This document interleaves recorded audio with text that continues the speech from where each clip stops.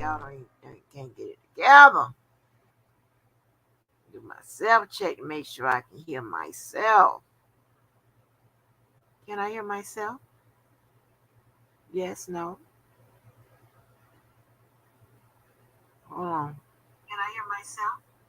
Yes, I can. What's good with it? So I can hear myself. Hopefully you can hear me too. Yes, yes. Let me see who was first. Demetra Spradley was first. Whoa, Demetra beat everybody in here. Hey, Star of Whispers in the building. Regina White, what's good with it? Lady Tech, Love's Fair, Miss Frugal, Karen, what's good? Dynamite, Chanel Lewis. Yeah, hey, don't buy that Estee Lauder since you was new. Now, I don't know how it might smell on y'all. But, honey, yesterday, baby, it was not working out. So, but everything was fine today because I broke out Tiffany. Yeah, honey, it's something. It's in a blue box. Something I got from Tiffany and Company. You know, the Tiffany people. And that smell good. But y'all might like that Estee Lauder. But I smelled like an old rich white woman. That wasn't working out for me. Nope. Hey, Red Bonnet, what's good with it? Samantha Nicole. James Harris. Hello, just speaking. Have a good night. I'm watching it. Oh, James, turn that damn game off. Elvira Ward. Hey, horny. Lavelle Marshall. What's good? What's good? Y'all, what's good? Yes, and everybody else that's what? Tuning in via looking in the window. You can just go on and tap that like button. Like us up, like us up. What's good? What's good? What's good? Honey, I don't know. I may get to stay up late with y'all tonight. I don't know, honey. I do not know. Woo, I hope y'all had a good day. Hope y'all had a good yesterday. I didn't come on yesterday, honey. It was so much shit going on, baby. Child, I just posted that picture in that goddamn community because, I don't give a damn. I take a picture looking rough as hell. I don't give a fuck. Hell, I don't know y'all motherfuckers. What the fuck you gonna do? What the hell y'all gonna do? Shit. Yes, baby, yes. But y'all be that ain't her. Okay, I'm gonna show you. I'm gonna show you. I'm gonna show you. I'm gonna show you the whole goddamn thing. I don't give a damn. I would take one looking rough as hell. Hold on. Hold on. I'm gonna show you. Show you right here.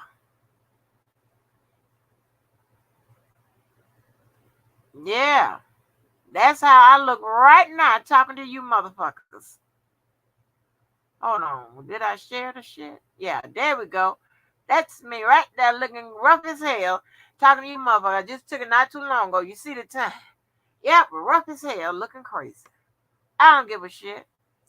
And check this out. I found these other bonnets. That's what I was really doing. Taking these pictures, sending them to somebody, showing this person my new bonnets and shit. Yes. I don't like, I don't like what is it, cheetah print or leopard print or whatever the fuck it is. I got one of them too. I was like, and I was showing how much room is in it for y'all if you got a lot of hair. I Googled on the Amazon bonnets for people that got a lot of goddamn hair. And so I ordered them, and baby, whoa, baby, I can see right now, honey, I'm gonna get it in. Oh, thank you. Oh, y'all think so? Child like a hot mess. But I see the damn weight, the 13 pounds coming out my goddamn face, honey. Woo, child, let me tell you something. Now I have to give JoJo his credit for this because he said, you know, getting my ass out instead of just doing all the work from home, getting out there will do will do me some good. Let me tell y'all. I counted up the dollars. I'm the goddamn manager.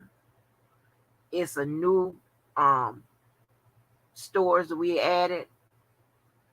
I'm out there training, supervising, and fucking working the stations because of course we short because we don't have enough goddamn people. Yes, I don't give a damn what it is. As long as I can make that kind of what? Make all that.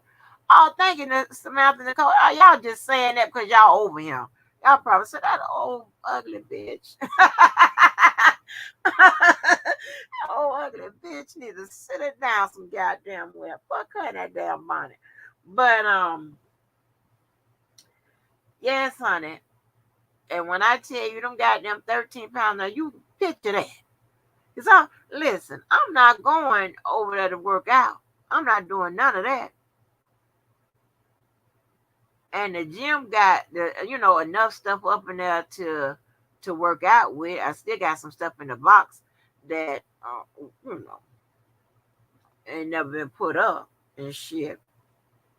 But it still got enough stuff over there to work out. But you understand? Y'all know, like doing that workout and stuff like that. The motivation. Listen, it just don't be. All I have to do is go right, walk out my door and keep walking, and just walk right in and start exercising. I will be on that shit for about. I'll be honest, like 3 or 4 days, not even a week, child. And I'll be like, nah, I ain't gonna work out today. And it's so crazy. Well, I shared it, but I know the winningest bodybuilder in, I guess, in the States. I don't know if it's in the world, but definitely in the States. Yes, actually, I told you that's the fake ass girlfriend, ex-husband. That shit, listen, that shit don't cross my mind about no damn working out.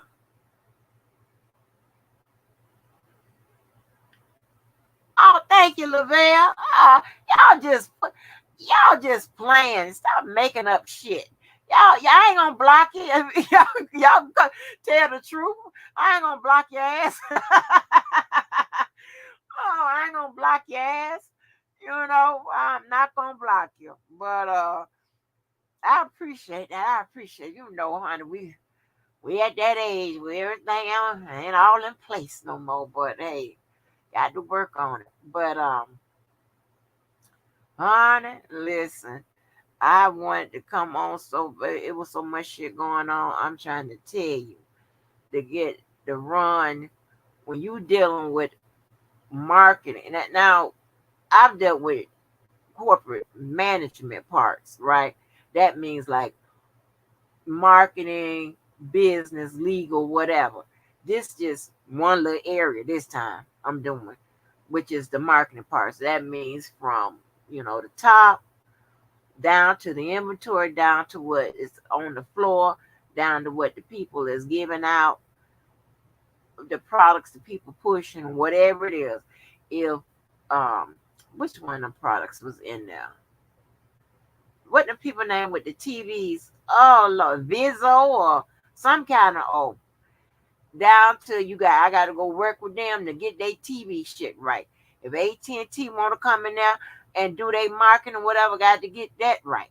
I got to do this, got to, and then a lot of time, me, I like to deal with the people. I like to get with the little man and all that type of stuff and build those kind of relationships. Because I'm telling you, I found out that if you build those type of relationships and you don't come as a like you work for me type of standpoint, you can get so much out of them goddamn people. And then when they see your ass working along beside them, they got utmost respect for you. And that's what I like to do. And I like to put people to work and whatever. And it was so funny last week when I was on the phone with JoJo, that this white guy came up talking about we got to get rid of this girl. I was like, oh Lord, JoJo, hold on. And I was like, JoJo, you heard that? I was, I don't like that type of shit. That is not what I like to do. But that was unavoidable. I didn't, fire or whatever somebody else did, but I could like have talk to you about if it's breaks and stuff like that. Well, I can have somebody talk to you because that's not my job either. But when you start stealing, baby, that's beyond me. That ain't nothing I can do for you. When you start stealing them people's shit, and they was lucky, nice enough to let her stay on the motherfucking property to let her get her ride. Wait for her ride to come. Yeah, when you start stealing the people's shit, I can talk to you about stealing time, because stealing time comes through us. But you stealing the people's shit, that's coming through the people's company. There ain't nothing I can do about that. You got to go, honey. Mm-mm. Child, you can go and walk that green mile. So, yes. You know I'm gonna be truthful with your ass. Oh, I know you all available. You a lot of motherfucker up. Oh my goodness, you surely will. So yeah, but that's so crazy, honey. That is so crazy. You know, and this is Saturday, so I know y'all got a little time. I ain't gonna keep y'all too long staying on the fuck shit, but of course I always have to address some fuck shit. Then we get on to the business that pays us, right? The business that we come to talk about. So I just don't know what to do. And I put in that goddamn fucking message board, or as JoJo now has renamed it, named these boards the messy board. When I say here she come, here gonna that motherfucker, here she come. That wolf could not stay goddamn in that motherfucking rabbit hole in that suit or whatever. It's fucked up if you a wolf trying to get in a goddamn rabbit suit. You know. I shouldn't even have to explain this, but I guess I have to. This woman don't understand. We will never be in the same situations. We will never be in the same conversations. We'll never be in the same places. We will never be. I don't know what the fuck is the problem. Why she thinks she can TMZ my motherfucking life and nobody can TMZ her motherfucking ass. Well, you know what?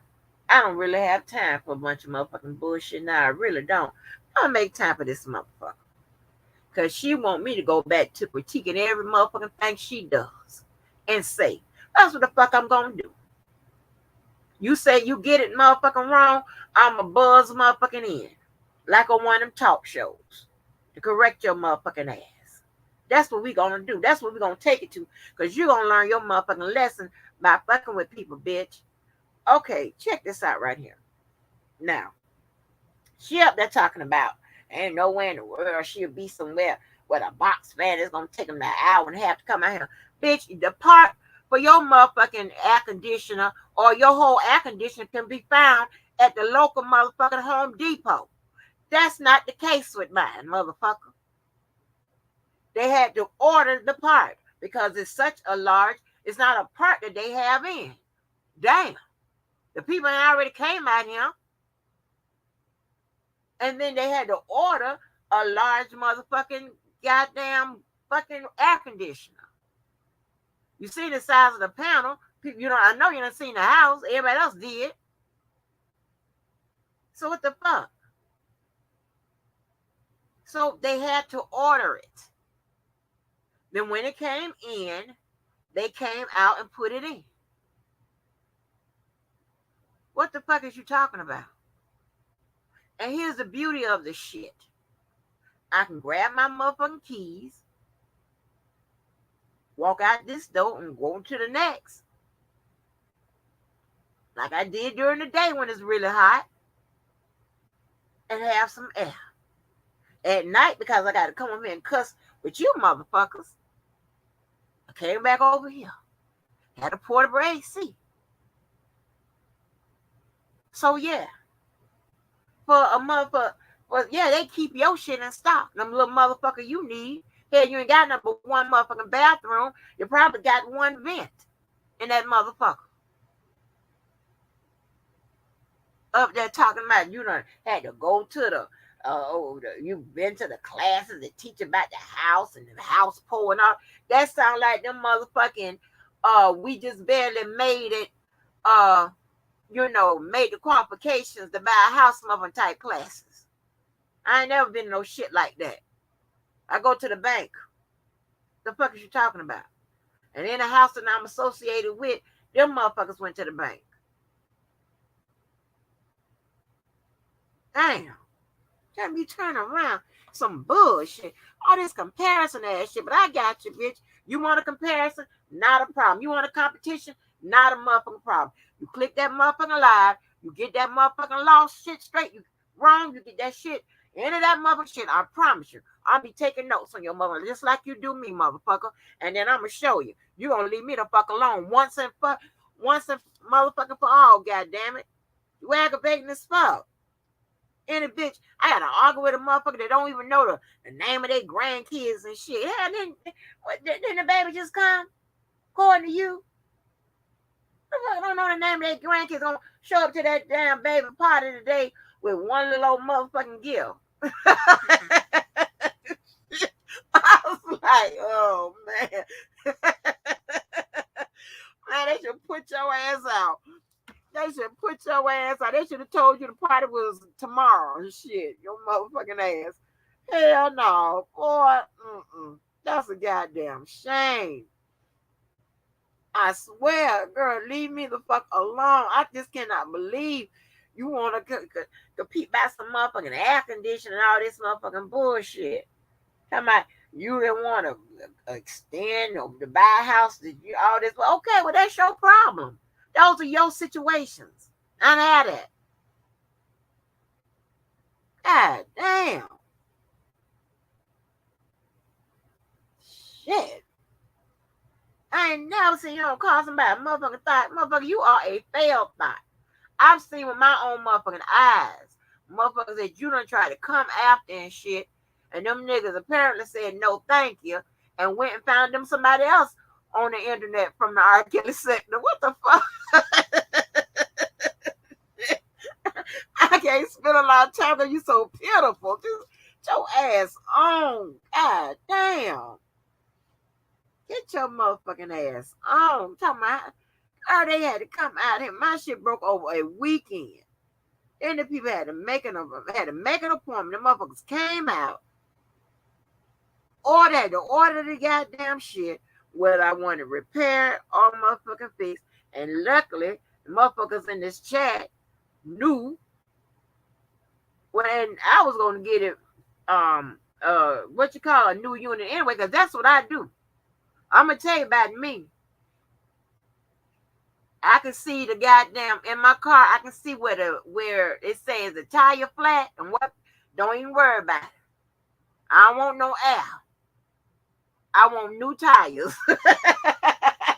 and they be so mad at me. I'm gonna tell you. The other day, what's good with a millionaire? Hey Jason. Hey Dynamite.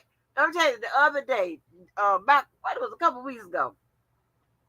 Honey, that motherfucking light kept coming. That thing kept coming on, talking about the tires and whatever. I was like, not a problem. I politely called, set up me an appointment to get me some tires. So you know they asked you to make and model the goddamn car. I did and whatever. So I went over to my goddamn people house. And they took the car on up there to get service because I'm not doing shit. Okay? I'm not doing a motherfucking thing. Why this bitch driving all to another city and state and shit and whatever, getting repairs and shit. Why that imaginary man can't go do all that shit? That's what the fuck he would be doing. Somebody. Some dude. Not me. Child, I done went over there to my people house. They took the car up there. So by what I had told the people, they said that, the 16-inch tires. And they gave me a price for the 16-inch tires. Fine. So I'll go over and I'm going to tell you how ridiculous I am. Shit, I had to pass the tire people to get to my people house. So I could have just went to the tire people. Angie ain't doing none of that because I'm a girl. I ain't doing none of that. So I went over and then they took the car up there. And I get a call back. Somebody cussing me out because the wheels on there is actually 17-inch. Apparently somebody changed the tires. How the fuck I'm supposed to know? I don't know about all nobody done change the tires and shit. That's not what I do. I don't keep up with all that. I'm so thankful that the people put the goddamn little writing up there when the oil's supposed to be changed in the goddamn thing and shit. But I be getting mad, be wanting to take it down because I think it's not fashionable. But at least I know when to tell somebody to take it up there and get it oil changed. I gotta do no time to do no shit like that. Mm-mm. Nope. Not I. So I'm not doing that.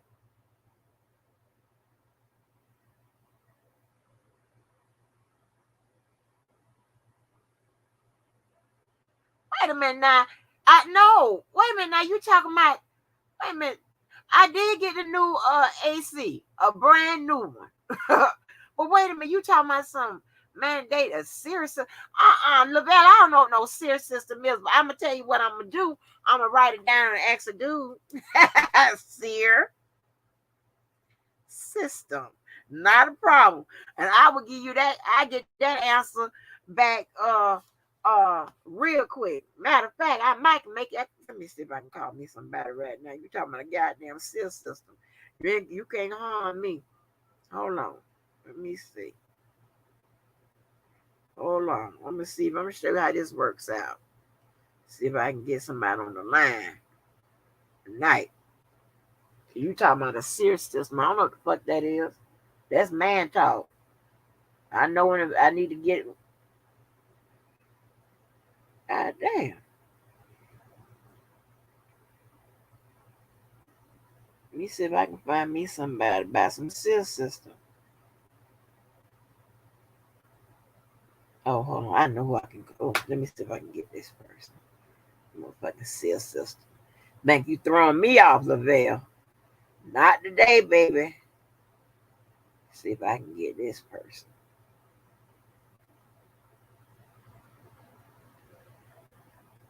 What is a seer system? I can get an answer. Mm-mm. All I know, it don't sound like you can buy it off Amazon or in dealers or in them got the Saks in them goddamn places and the goddamn women's department. So a 14 Lavelle. I don't know what that is. No, a 14 seer 14. Baby, I don't even know what that goes on.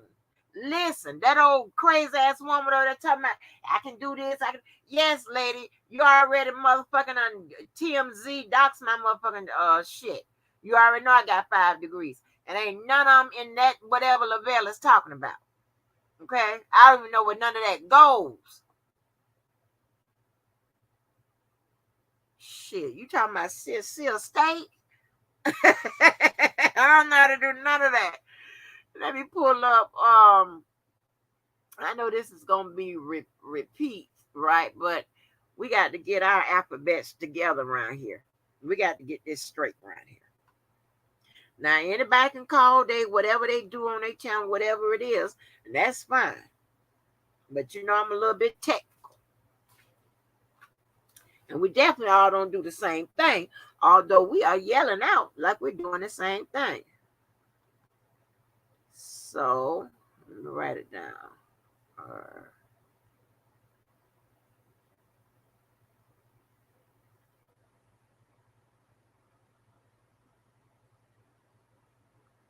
And if you think y'all done stole all my words, y'all got another motherfucking thought coming. I can't even goddamn talk about my goddamn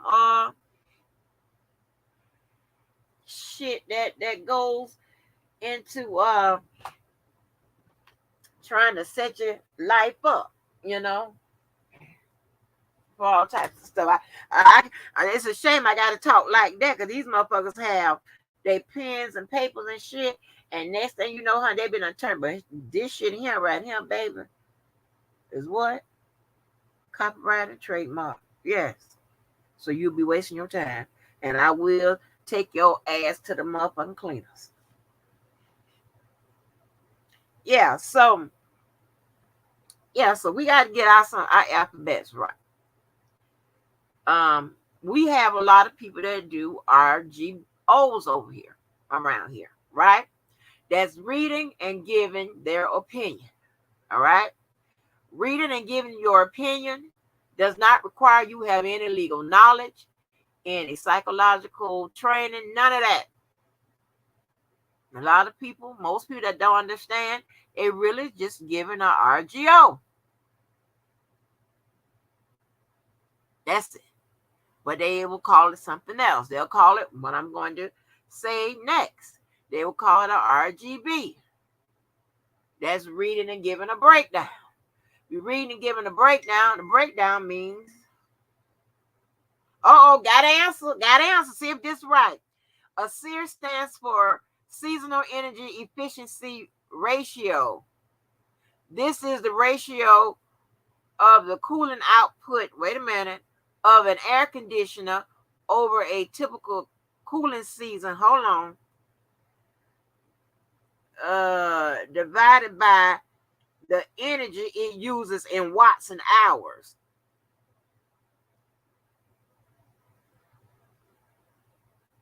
Huh? Is that it? Is that what you're talking about, Lavelle? Huh? Huh? Are you talking about the seasonal energy efficiency ratio?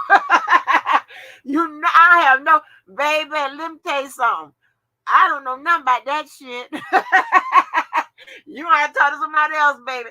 Now, if you ask me something about the Five Slammer Jammer or name, I think the Boston's one of Boston's lineups. You got Larry Bird, you got Dennis, you got Robert Parrish, you have Kevin McHale, and you got Larry Bird. You have them. It's that type of shit. I'm with you. Yes. What's good with it? What's good with it? McDime. Yes. See, I had to get out, baby. I got on the goddamn line. Yes. And I had to return. I got me a return answer, baby. Now you ask me something about something else, then yeah, I might know about that. But anyway, y'all so damn crazy. Yeah, so RGB means that you're reading and you're giving a breakdown. That means that you got some kind of legal knowledge because you're breaking down what exactly is going on. Yeah.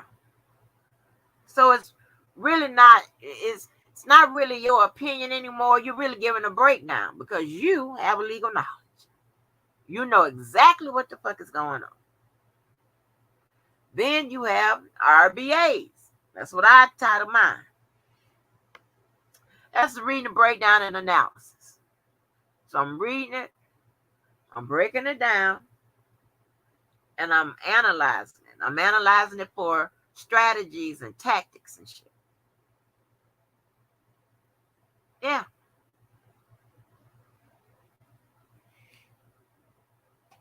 Now, I'm not telling nobody what to do, whatever. I'm just saying how I classify some shit, or how it to me seems more appropriately. Because I have heard several breakdowns of people calling the breakdown, and that ain't what it was. But I was lost. I've had to hear people now they picking up the word analysis. That's definitely what it is. Because you can't even break down a motherfucking indictment, then you're not. I don't know what you analyze. What you analyzing? Because me, this to me, when you give when you're talking about analyzing something, you up there talking about the strategy and the tactics and the other stuff. And since they done stole the word, analyzing out there too, they done stole breakdown. Been stole that. So they some of them is taking analyzing. Don't worry, y'all. I got some more words. When I get finished, the alphabet's gonna look like the LGBTQ goddamn shit. When I get finished, I'm just gonna keep on adding on to it. Yeah. Yeah. And and I'm not one of petty people. And I'm one of those people that need to be first and the confirmation, need credit and all that kind of bullshit. No, that's not me. Now, but if I don't like you, I might go there with your ass here and there. But those people that need all of that, that's usually people that, don't get the acknowledgement, or for somehow in their personality, they need all of that to feel some kind of way or whatever it is. And I ain't knocking nobody, but if I don't like you, I'm going to knock you. I'm always operate with motherfuckers I don't like. I'm always operate under disclaimer number 2. Motherfuckers I do like, they under disclaimer number 1. I don't give a fuck what what they need credit for or whatever. But if I don't like it, you be fucking with me and you be with them motherfucking subliminals and shit, all that shade and shit, you definitely operate under goddamn disclaimer number 2. I'm just saying what it is. So,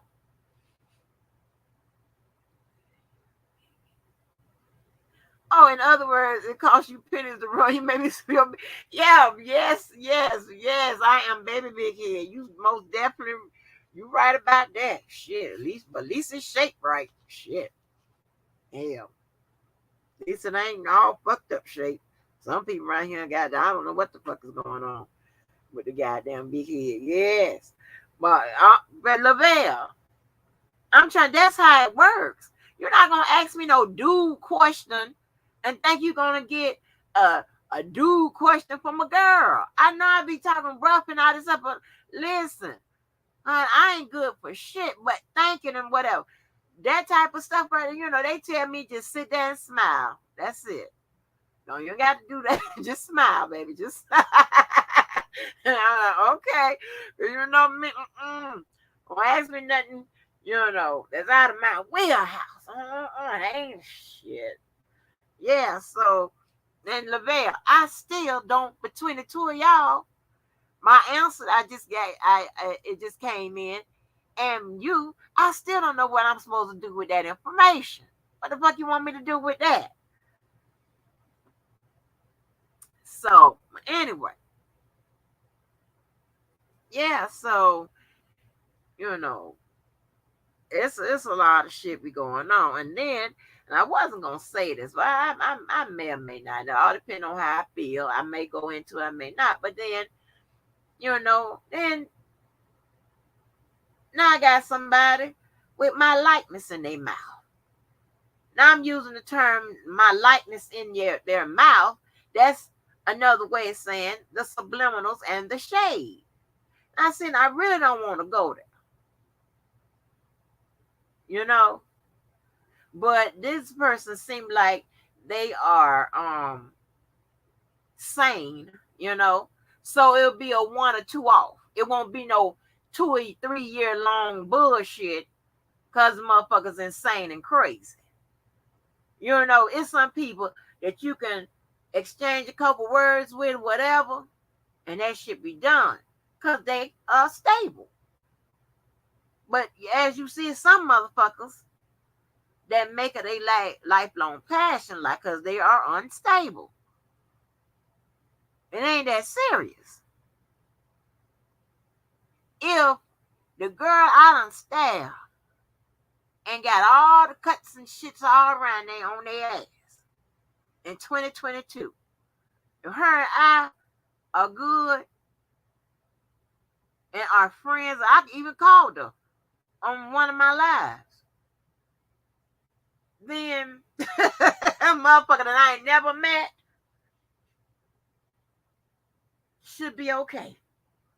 Should have been okay a long time ago. God damn. But yeah, so honey, I just thought of another goddamn word. If they think they gonna take all my goddamn shit, They got another thought coming, baby. I don't thought of another goddamn word. I ain't fucking around with these people. These people take all your goddamn shit. Let me add this word here. Yeah. And then they be on here giving that incorrect ass shit. So this is what we gonna do, right? So I wanna do Lisa. I'm gonna do Lisa Van Allen. I'm gonna do the Twitters so I can get my natural reaction or whatever. I was just hearing things here and there yesterday, honey. I ain't had time to really pay attention to whatever went on. Then there's some dude, Keith Merle, got on the stand. I'm just gonna probably do this one guy, maybe two, and I'm gonna read two articles. This guy seemed like he was real active. Um, Lisa, it's a problem. And this is what I mean by that, right? Oh shit, I just cut off what I was saying. But what I was saying is about this person. I'm not go back to Lisa. This for some reason this lady got my likeness in her motherfucking mouth. Now, I saw her taking. She wasn't outwardly taking shots. Of course, I don't listen. But I heard her other day, or maybe it was yesterday. Anyway, she was on Sylvia's platform. And then I saw her in the chat of my now lifelong enemy, motherfucker I never met, saying this, that, and the third, or whatever. And I'm like, well, damn, when did our situation change? But see, here's the thing. Lady, you don't want it with me. I have no idea why you're trying to go there or whatever. Now, I do believe sometimes in giving you what you want, but that opportunity is not something, that I'm going to, sometimes I'll do it, sometimes I don't. And a lot of times because I know people that want me to do something, I won't do it. I really won't. So I don't give a damn about none of that, to be honest, right? To get back and forth, whatever. I don't know what your problem is with me or whatever, but I do know when I look over some issues you have with some people or whatever, I know what it's been about. And we are in, listen, okay, I'm just going to say it like this. A lot of people think that YouTube is their golden ticket to somewhere. And I don't know where it is. But that's not my situation. That's not what I'm trying, I like YouTube and I really like it. I like coming on here, chit-chatting with the people that have seemed to, to come around and stick around, the new people that come through or whatever. Some people that I had issues with or what have you, they seem to be stable and I'm stable and we get on beyond that shit. You hit me with something, I hit your ass, we gone. That's the end of that. I'm not interested in no lifelong bullshit. I don't even know you. And might I add, I'm stable. And I'm not interested in creating an issue or blowing up an issue just to keep an issue with your ass for life. That makes you full of shit and unstable and fake as in a motherfucker. And I don't give a fuck who don't like it. And if you ask yourself, if I'm talking, right now I'm not talking about just one person. If you ask yourself, is she talking about me? Yes, I'm talking about you. I'll drop this. Yeah, I got time tonight. I'll drop the motherfucking link. Because to make sure, if you want to ask me a question, are you talking about me? Yeah, I'm talking about you. Yeah, I'm going to tell you. So, but, some people think that YouTube is I don't know what they're trying to achieve. And that's fine. But I say that in order to achieve anything, you don't have to do anything to achieve what you want or what you're trying to get. You have motherfuckers that are clout chasers. When I tell you clout, I'm talking about and luckily for me, one of the things I do have, I can pick up on shit quick. And I might not even tell you that I picked up on. I just want to see what you gonna do. But I pick up on shit quick. And you have motherfuckers that clout chase and would throw a little money behind that motherfucking chasing. Like, who the fuck does that?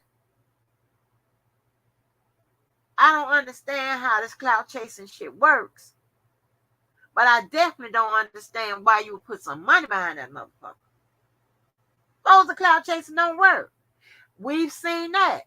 And we've seen motherfuckers get mad about the money they put behind clout chasing. All kind of crazy shit. all kind. They'll be like, what the fuck is this him? And they get mad at the person that the clout chasing don't work on. And then they show their motherfucking natural ass. Like, it's a gamble. Clout chasing is a gamble. You got to understand that.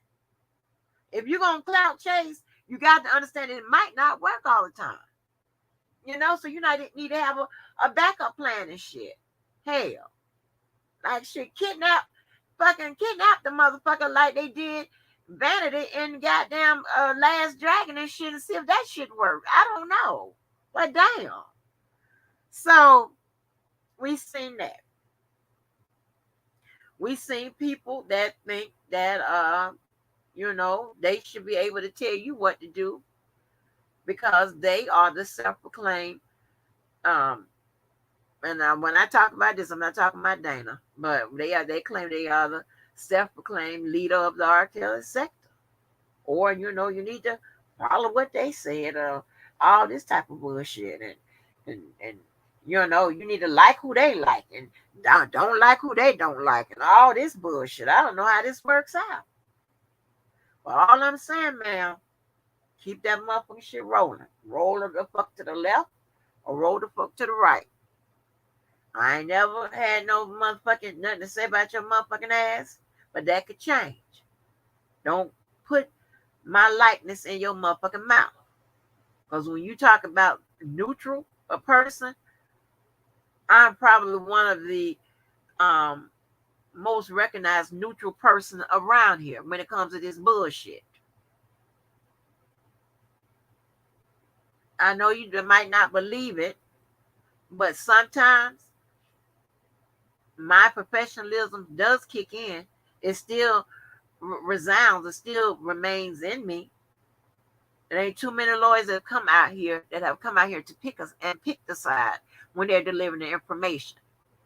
Because if you're delivering the information from a legal standpoint, you do know that there are two sides. Two sides. And both sides are going to have some pros and cons to it. There's no getting around that. So I would, you got motherfuckers that will, like, I haven't traveled too many places in these other channels as of late, but you have some people that just block my ass or whatever because they thought I was with Oko or whatever, or because of let me tell you something. This is an open motherfucking platform. If you did your motherfucking homework, you would know that I met the Team Chaos people fucking goddamn 6-7 months before I even knew that there was motherfuckers that wasn't against his ass. I ain't picked no, and I was never gonna pick a side when I found out there was another side around. For what? And even if I did pick a side, what kind of motherfucker that says that you can't have an conversation with a motherfucker that has a difference of opinion? I keep saying, whether or not you are for R. Kelly or you're against him is not the center point, or should not be the center point of your life. That's not how you should line up to go to the bathroom. Decide if you for R. Kelly, you use this bathroom. If you're not, you use that. What kind of shit is this? Does that mean I shouldn't deal with no goddamn Republicans? No.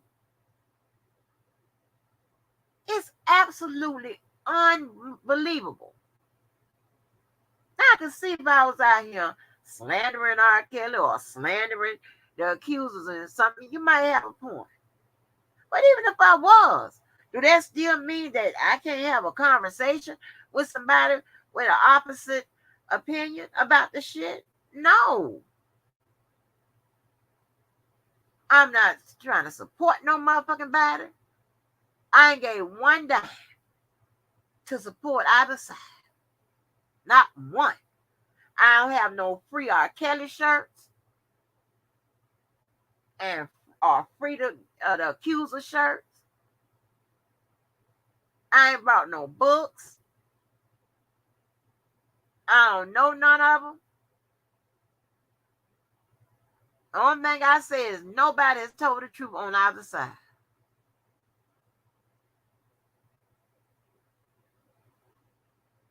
And I think it's just crazy. I mean, these are grown-ups. I'm like, oh my gosh, honey. No wonder you motherfuckers all fucked up. I see why. I see motherfucking why. The way some of you motherfuckers act, I be like, Lord have mercy.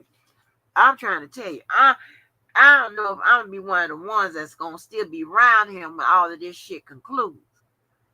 I be like, Lord have mercy. How many more weeks with this case? So we get to Chicago State, we'll be done, honey. And I can shut it down. My goodness. It's crazy. It's like, would these people even be in the mind frame to accept something else to talk about? It is so much other shit to talk about that means that matters in life. And I hate abandoning this. My only standpoint is because I've spent so much time, dealing with this. But god damn, I didn't know it's gonna turn out like the Bloods and the motherfucking Crips and shit. God damn, like calm down. I'm serious. It's so many people that is emotionally fucked up. And I think they were before they got a hold of this shit. Their attitudes were deficient. I mean, oh my God. It's like, it's scary. You got motherfuckers that's doing all kind of old bullshit. Doxing and stalking your ass and trailing your mom. All kind of shit that's going to eventually lead somebody to get their ass kicked, go to jail, or something else. Like, it's too much. It's too much for me. But anybody that motherfuckers that you ain't never did nothing to, not only not in life, but like on the internet, dislike you for no reason, or they think with they dumb asses, like if you say something, they want to apply it to something else. Instead of like asking, well, did you mean this here? Or what were you talking about? Who were you talking about? Whatever. I'll tell you. Like, what the fuck? Like, crazy motherfuckers. But what's happening is, because it's not, doesn't mean that much to me or whatever, I was in a habit of, like, if I get into it with somebody, whatever, and I let that shit blow over whatever. And I'm not really like that in real life because in real life, when I get into something, it be some bullshit to where, yeah, I don't need to ever talk to your motherfucking ass again. And you don't need to talk to me. But, but I have to, start acting like the rest of y'all, the rest of the people. One time, and it's over with. It's over for you. But like I said, there are people that I believe that are decent people outside of that incident or whatever. I try to deal with your motherfucking ass because I think you worth something to deal with. But I'm over with for them repeat offenders, and I ain't got to do all that. Fuck you. I don't know you. Shit, get your ass on some motherfucking way. What's up, Shaw Baby One? Hey, Sir Miguel, what's good with it? What's good? But yes. See, and then I'm gonna tell you something. I don't give a shit. Then you got these people that be looking because they think the subs belong to them. They'll look to see, my subs and they chat. Then they'll start shit with you and with me and all that motherfucking bullshit. But I'm trying to tell you, y'all, and make sure y'all sign up for our channel by Angie 2 and Club Blue by the Blue House.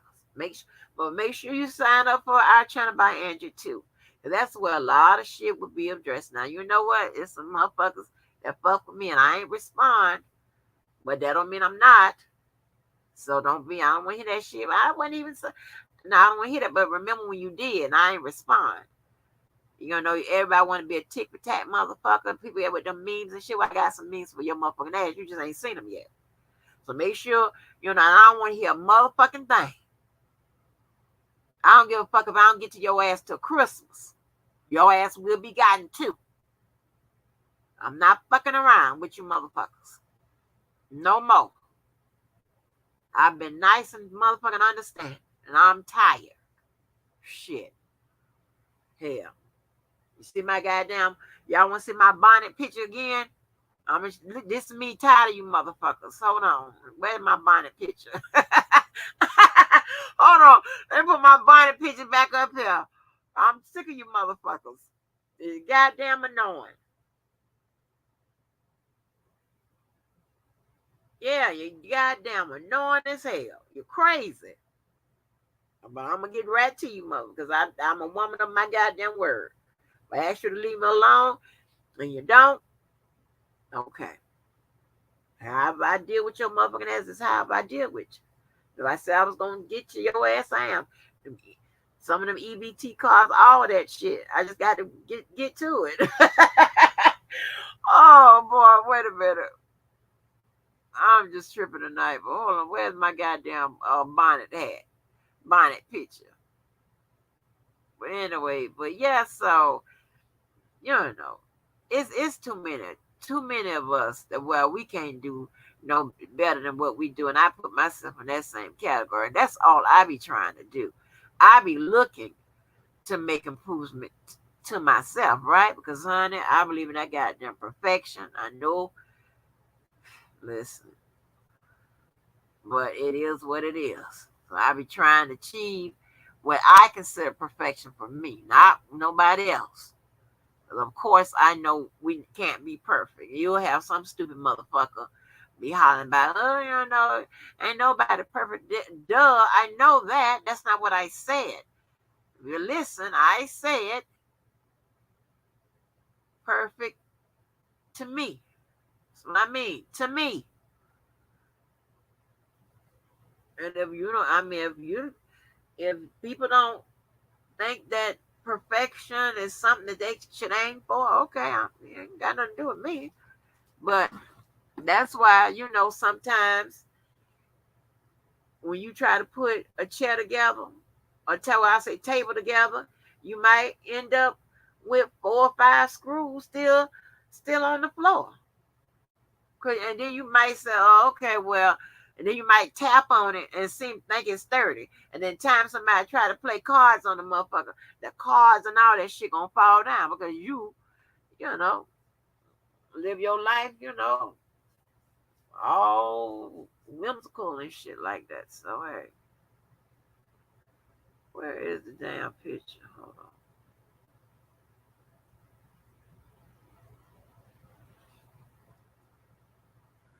Why did I just put the damn picture up?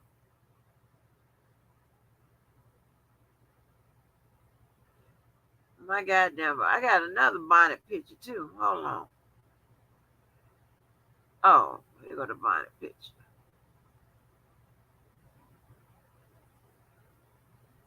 I'll put this bonnet picture up. Lavelle talking about the picture. Child, I look and see. I think I look fucked up in this, and I like posting my fucked up pictures. I don't care. Yeah, my new bonnet picture. That's the bonnet. That's the people who got a lot of hair. That's the damn new bonnet. Trying to tell you. Let me show you. Let me show you the other bonnet. Just in case y'all might like this bonnet. Hold on, and then I'm gonna get on what we came for, because I don't want you talking about. I done clickbait y'all ass. I want to show y'all this other bonnet.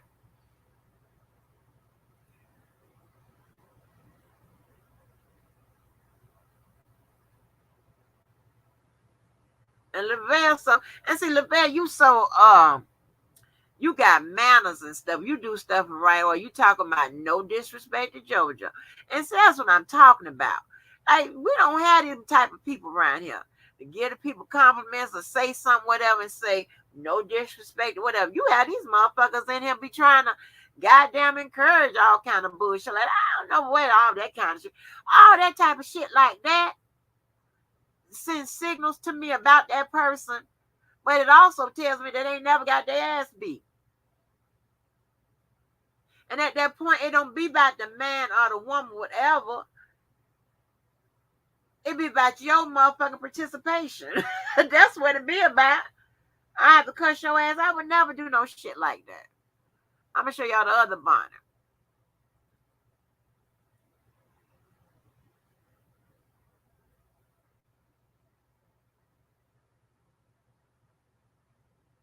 Hold on, show you the other bonnet. Then I'm gonna get to reading, talking about Lisa Van Allen, honey. Cause I just wonder, I want to get to that part where she said that she didn't realize that she was 18. Or I don't know what the fuck is that about. How you don't realize that? Oh man, y'all can hardly see this bonnet, but this the cheetah print. Hold on, this the cheetah print bonnet. I guess it's cheetah.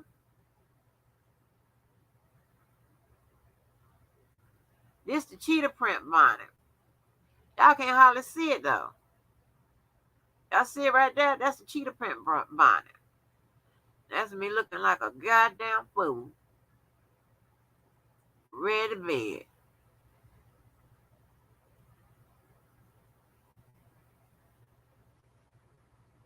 Hey T House. And do you watch Holla on YouTube? That's not a 6-year-old lady who be cussing everybody.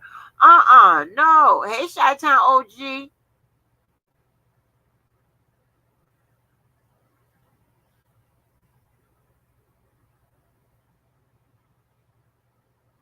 Yes, honey, but um Lavelle so goddamn crazy. But yeah, Lavelle, that's how that's what I'm used to. People like, no disrespect, whatever. Not these motherfuckers around here, honey. They be like, yeah, I'm gonna help you disrespect the motherfucker. I'm gonna encourage the motherfucker. Like, what the fuck? Now I gotta cuss you and him out. Like, what the fuck kind of shit is that? But anyways, let me get to this here reading, because I done been talking about bullshit long enough.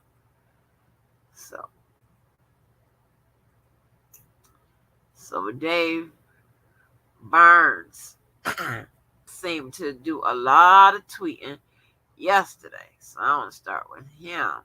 Let me see. Okay.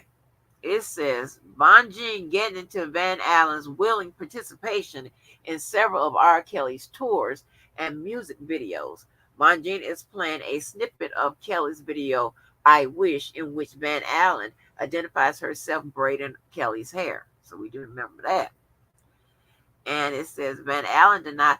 Oh, hold on. Let me see if I go here. Is the article here? That'll be beautiful.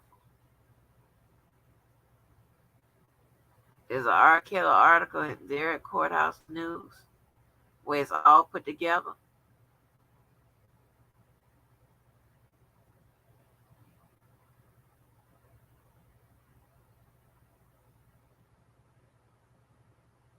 Okay, apparently not.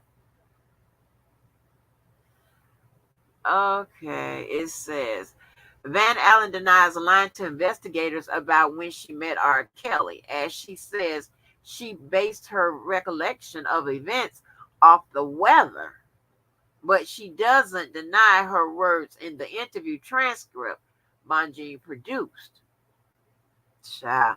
She based it off the weather. See, this is why when it first came out, there was some kind of discrepancy. When it said the prosecution said this, I didn't want to hear nothing else about this bullshit about she met him when she was 17. But I don't hear none of that. Because the prosecution clearly said this is their witness. And I'm not going to listen to no idiot on here. It's their goddamn witness. And I showed y'all where in Essence and Vlad, where she's saying that she met him at 17. Shit. It wasn't no explanation she gave. No, it said 17. Now I say 18. And the only explanation she gave is the explanation why she thought she was 17. But I don't know how that works. I mean, unless, and I'll give her explanation. You know how I do. Unless maybe she thought at the time she was 17 because it was close to her birthday, or was the same year her birthday. I don't know. But that's crazy. It says day 10. And you know what? I wonder, will we know, maybe when the people get to it in the transcripts, we'll know what she got immunity for. Okay. I don't know if we'll find out through here, but if it comes up through here, then we'll talk about it. It says day 10 of the R. Kelly federal trial in Chicago about to start. Federal prosecutor Jason Julian is telling presiding judge Harry Lindweber that Lisa Van Allen was hesitant to come to court today. The agents had contact with her to take her to court, he says. Wow. It says Bonjean continued Brindley's strategy of trying to poke holes in Van Allen's testimony yesterday, now focusing on the abuse Van Allen said she suffered at R. Kelly's hand. Bonjean asking why Van Allen became close with Keith Murrow when she also said R. Kelly prevented her from associating with other men. You described to us yesterday that you became quite close to Keith and other members of the talent group, Bonjean says. So right there, you know that they're trying to dispel the whole notion that R. Kelly is controlling and that R. Kelly made these people do this, that, and the third. That's just one opportunity she had to show that. Okay. Because you can't just come flat out and say different things when you're questioning somebody, and even in your your opening and your closing arguments. You have to be strategic in getting those little points in and making sure that it's clear enough that the jury can understand it. So that's what she was trying to do there. It says Van Allen rebuked that she became friends with Keith and Talent while R. Kelly was not around, and restates that Kelly both physically and emotionally abused her. Huh. Okay. Bonjean getting into Van Allen's sexual history with R. Kelly, specifically the alleged threesomes. Van Allen reaffirms her testimony yesterday that she had threesomes at his request. He said he never had a threesome before and he wanted to have one with me. Oh.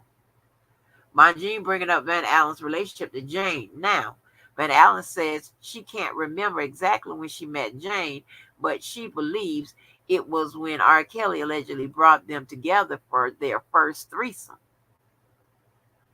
Okay, okay, I can see what her memory may be. Oh, wait a minute. You will know. I don't know. I ain't gonna say that because that's somebody else's memory. I can't second guess that. It says Van Allen says that she brought Jane.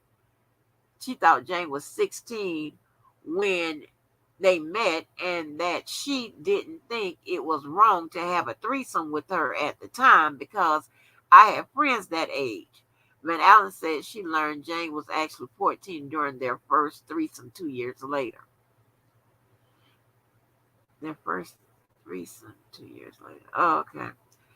Bonjean gets to Van Allen's move back to Atlanta after she decided to leave R. Kelly, as well as her taking an alleged sex tape from Kelly's duffel bag.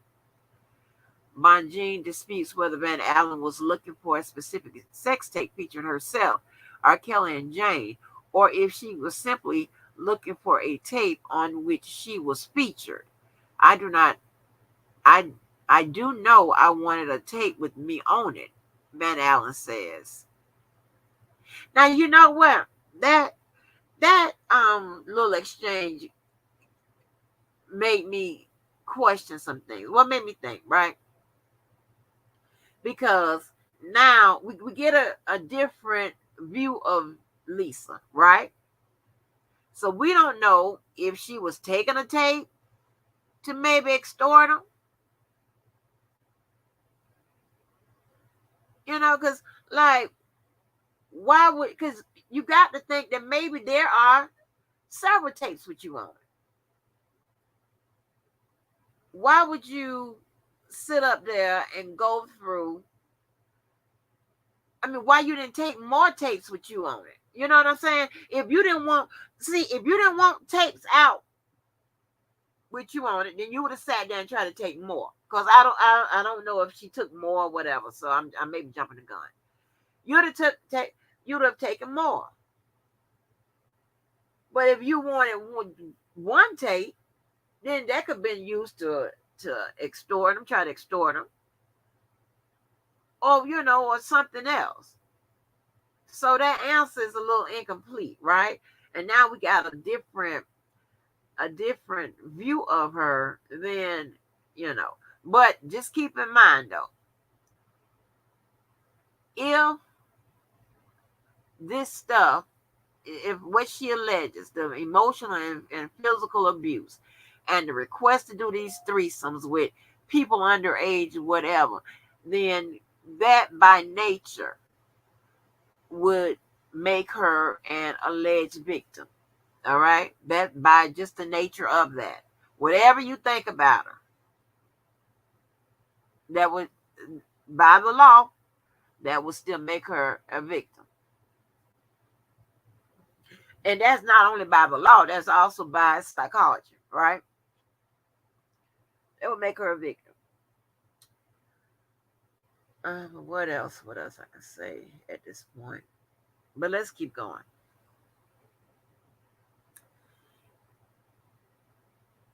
It says Bonjean repeating Brinley's strategy yesterday of highlighting a discrepancy between Van Allen's testimony yesterday and that she gave to investigators in 2008 regarding whether or not she ever saw scenes featuring only R. Kelly and Jane. Okay, so it says the transcript of the 2008 R. Kelly trial reads Van Allen saying, I have never seen a tape with just Robert and Jane. Only me, Robert, and Jane. This morning she said one of of the scenes on the tape featuring only Kelly and Jane. Mm. Says at this point, presiding Judge Harry Lynn Weber have called it for a 15-minute break in the R. Kelly federal trial in Chicago. This court resuming in the R. Kelly's federal trial in Chicago. Kelly lead defense attorney Jennifer Bonjean asked Lisa Van Allen about when she sent Kelly's alleged sex tape to her friend Keith Merrill in Kansas City. Was it before or after you stole Kelly's Rolex? Now, here's another thing. Why would she take the tape and then send it to her friend? Did she send it to her friend for safekeeping? Or what was the deal behind that? You know, if you plan on to extort somebody, you probably want to take the video, and make sure another person, you send it to another person so that person can know what's going on, so they can make copies of it. And that would be great if that person would later on join into the extortion. But, that's just me thinking. All right. Van Allen says she doesn't recall if she told Keith Merrill that R. Kelly's Rolex watch was worth $100,000, but denies sending it to him. She says she thinks it was Damon Pryor, her ex-boyfriend, who tried to sell the watch. Van Allen said she gave Pryor the watch. So it looks like Lisa likes to steal and stuff. Says back to Van Allen getting R. Kelly's alleged sex tape to Keith Merrill. Van Allen says she sent it via some kind of parcel service like FedEx, but that she can't remember exactly which one. She also denies giving Charles Freeman any copies of the tape. Okay. Similar to defense questioning of James earlier in the trial, Bonjean is now discussing Van Allen's relationship with R. Kelly even after she took the alleged sex tape. Bonjean brings up that after breaking up with Damon Pryor, Van Allen briefly lived with R. Kelly again and received financial support from him and herself and her daughter. Okay. And there's nothing, too strange with that. Especially if you need money, you're a young mother. And sometimes we go back with our exes, and it could have been a situation from before that wasn't ideal, but now you got a child, and you know that not all times were bad with him, right? So if the prosecutor, and this is just my opinion, I would think that the prosecution at some point is going to have to point out that not all times were bad with, R. Kelly. So that would explain why some of the women went back, why they did the things that they did and whatever. Because I'll say this, they have a lot of problematic ass witnesses. And they have a bunch of witnesses when coupled together can cause a lot of unbelievability on this case. So you have to explain some of this stuff, this behavior in some way to try to make sure that you don't lose the jury and lose the focus of the jury to what they should be, considering, the evidence and all this and that. Because if you lose the jury and they just start thinking about reasonable doubt, they're going to think about reasonable doubt first, rather than thinking about beyond reasonable doubt, which is what the prosecutors need to use to prevail, right? That's what the jury has to side with in order to prevail, beyond reasonable doubt. But they're going to think about reasonable doubt first. And they have, all of this out here, that's being said during the court, and the defense attorneys striking hard at their credibility, their inconsistencies, their memories, all of that. And if you don't try to explain why these people, you got two people that appear to continue on a relationship with R. Kelly after the fact, after, whatever happened. Went back.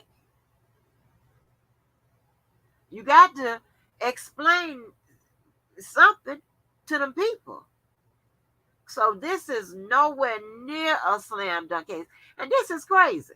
Because, and I went on record as saying, I said, well, hell, they're going to come back as faster than with the version than they did in the New York case. And that's when you're just looking at what you have, what, we have on surface, right? That's when we were thinking about the 100 devices.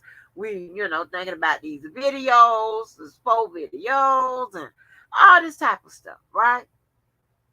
Now we're in week 2. And it's a little different.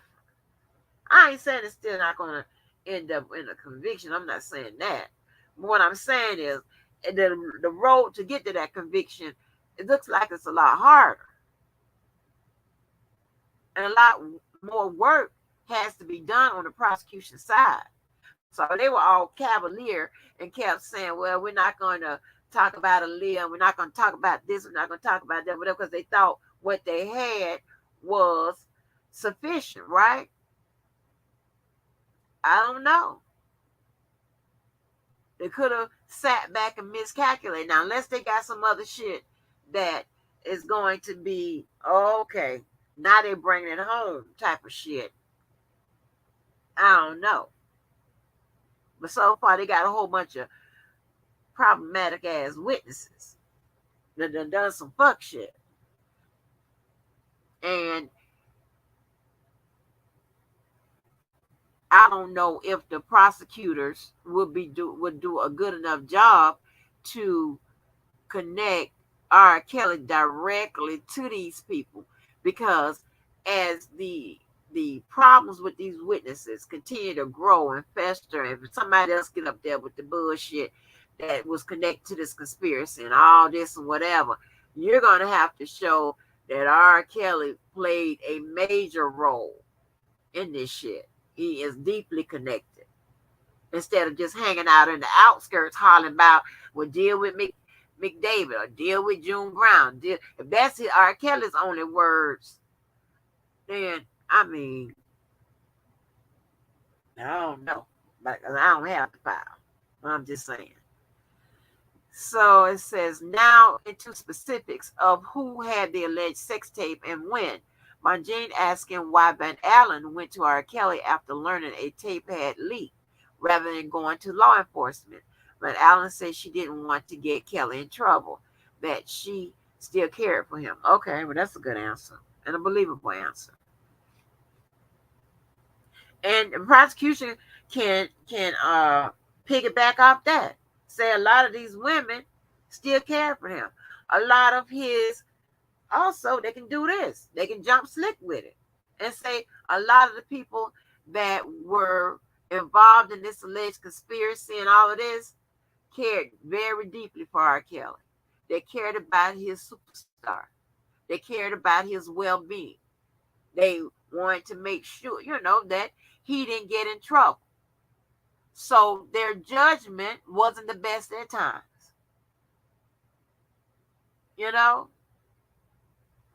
When you give a spiel like I just gave, and that's one of many, that is pretty much telling anybody that will listen, hey, we know our witnesses aren't squeaky clean.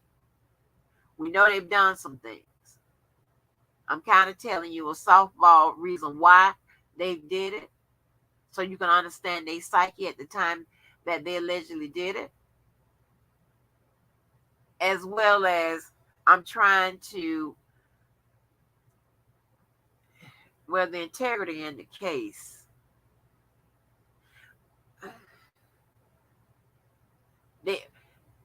They need to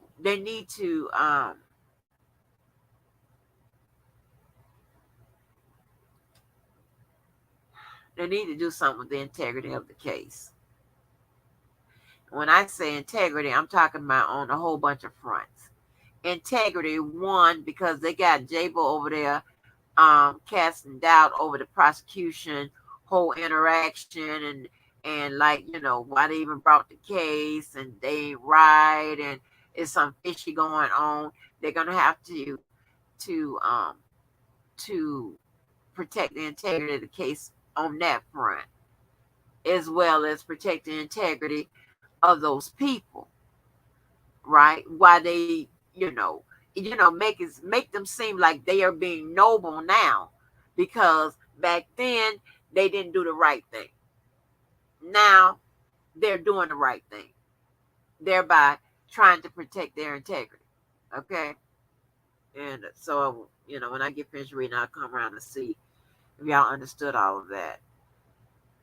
It says, so the person you took the video from is not the person who help you need to get it back from your trusted friend, Bonjean asks.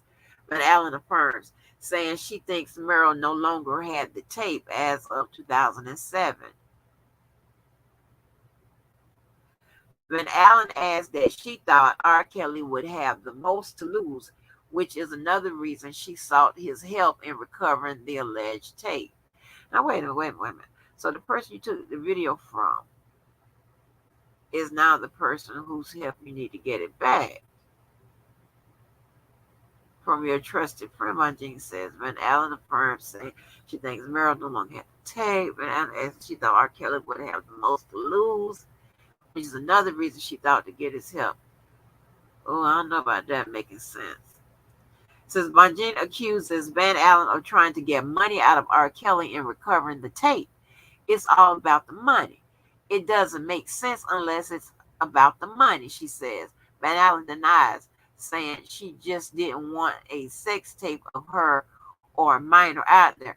Well, you know what? She could have gotten the tape back, gotten the tapes and all of that, and destroyed them, even if she ain't take them to the cops.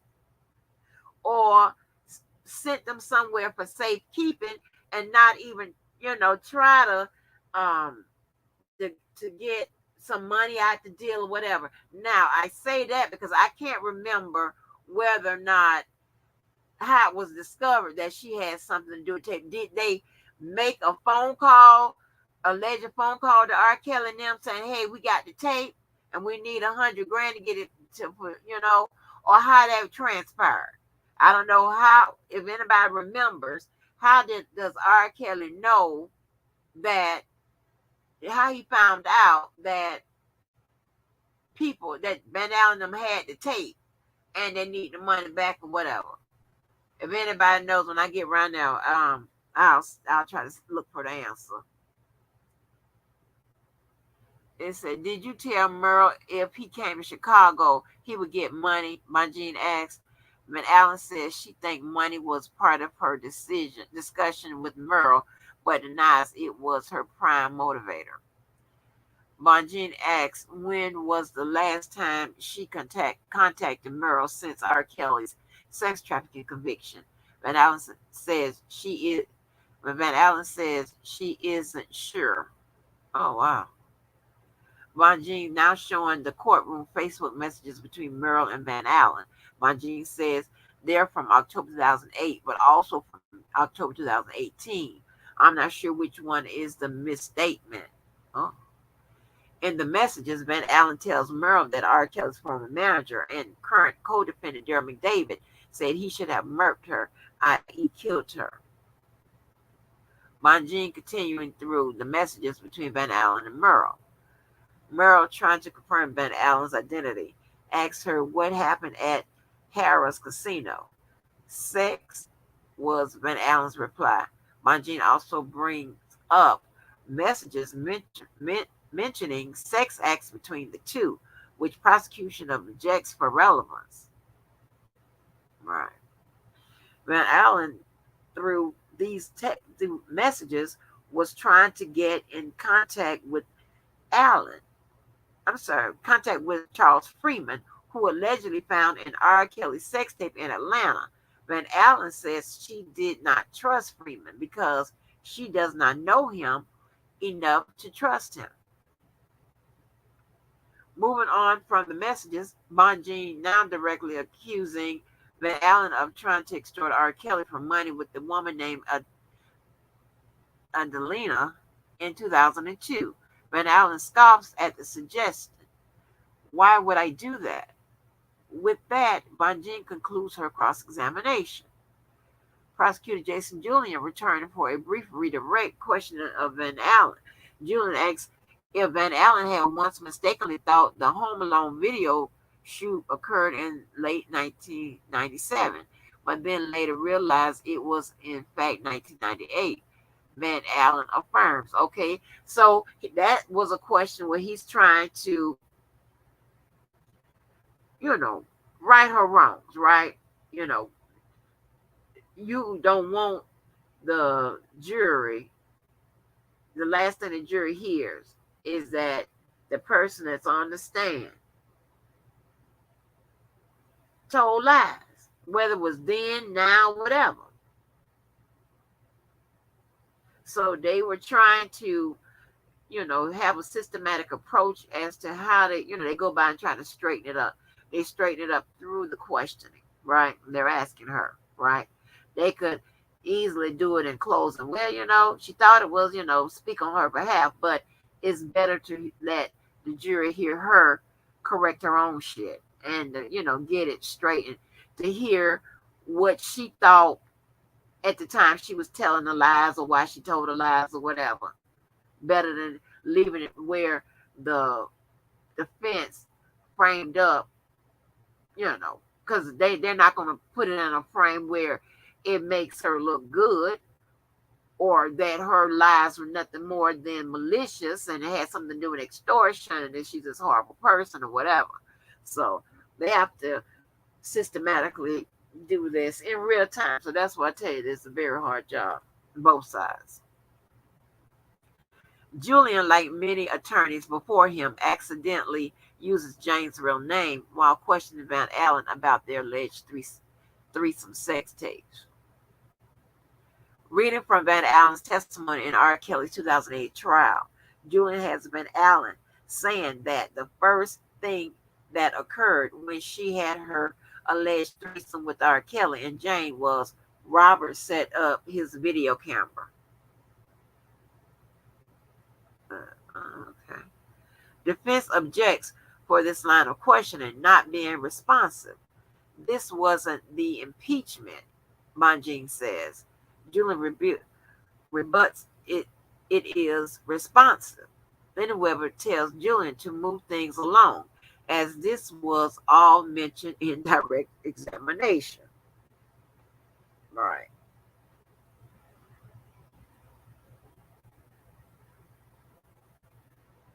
A lot of lawyer infighting that's hard to follow, ending with the judge Lineweber saying, let's move on. Julian moves to another question about where Van Allen watched the alleged sex tape with Darren McDavid. Wait a minute. Watched the alleged sex tape with Darren McDavid.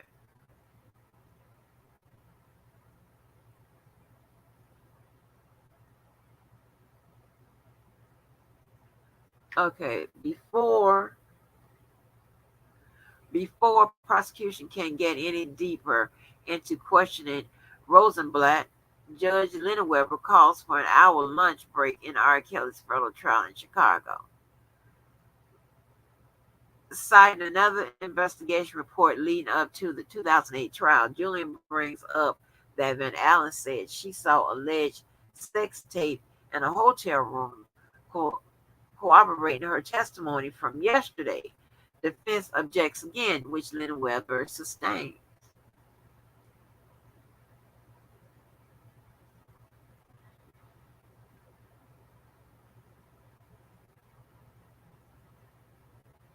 So let me come on around now. See what y'all thinking so far. What are y'all thinking so far?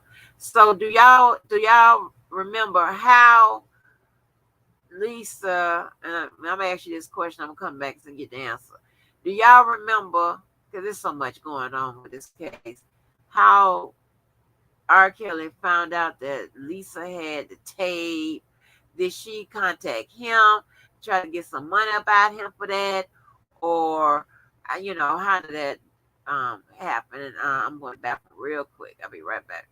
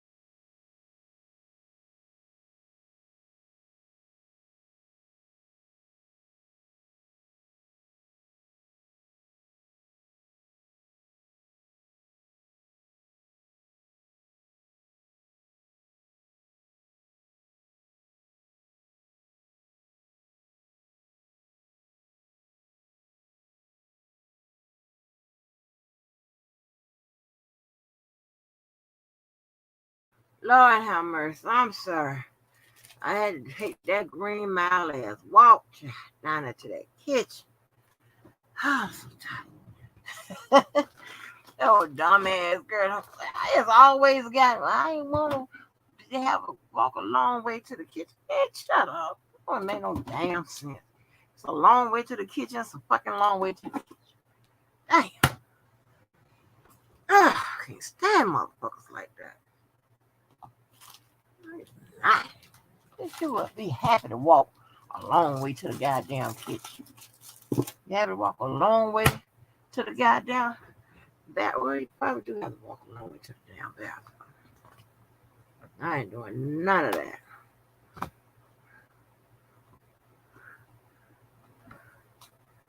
Fighting over no damn toilet. Anyway, I'll drop this link while I read these articles, right? So this would be the articles of what happened. You know, like the actual summation of what happened. Let me pin this.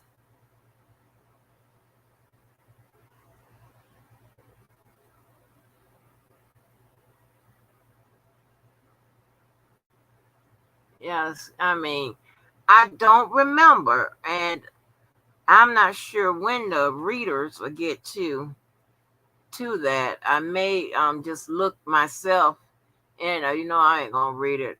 Shit, the trial probably be over by the time I read the damn transcript. Uh, but I might take some time to look to see when the hell you know how the whole extortion thing, alleged extortion, whatever they want to call it, occurred. Did she call R. Kelly and say, "Hey, I got a tape. I'm gonna need some money"? Or let me see. Let me see if I got. Oh, I might have some answers. Let me see. Yeah, hey, piece in the puzzle. I said, Miss Angie, she was lying because the money wasn't the motivation. She would have saved the so-called victim and turned tape into the authorities. Yeah, that's one thing. Or she could have just, saved the tapes herself. You know what I'm saying?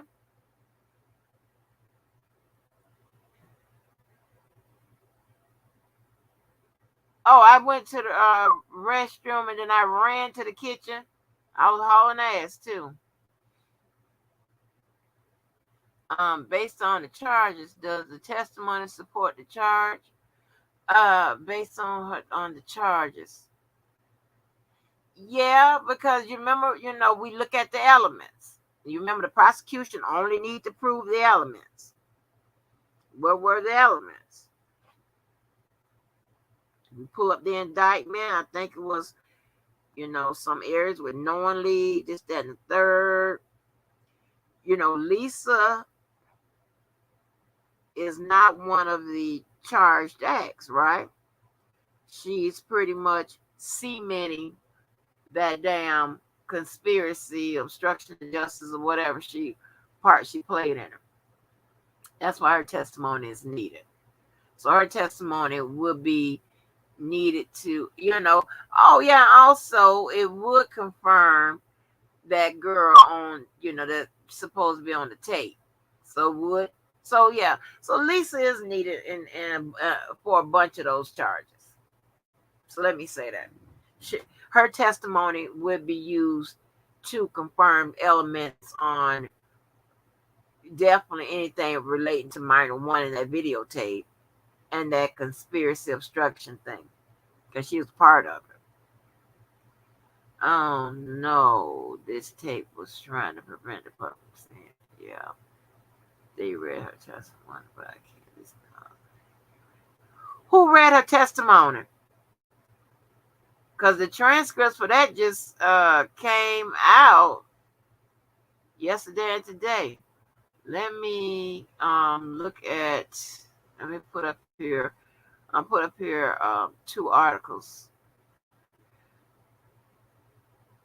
So that would probably kind of sum up what her testimony was like on the stand on Friday. I'm so glad. I appreciate y'all hanging on out with me. I ain't did a third shift in a minute. So let's see. It says, I'm not proud of that. R. Kelly interrogated by singer's attorney as trial second week comes to a close. It says the cross-examination of Lisa Van Allen came as prosecutors conclude a narrative about efforts to hunt down alleged videos of Kelly sexually abusing a minor during the early 2000s when he faced prosecution in state court for child pornography. It says it didn't take long for R. Kelly's fiery defense attorney to attack when she finally got her chance Friday to interrogate one of the R&B superstar's most prominent longtime accusers. Soon after, attorney Jennifer Bonjean began to cross-examine Lisa Van Allen.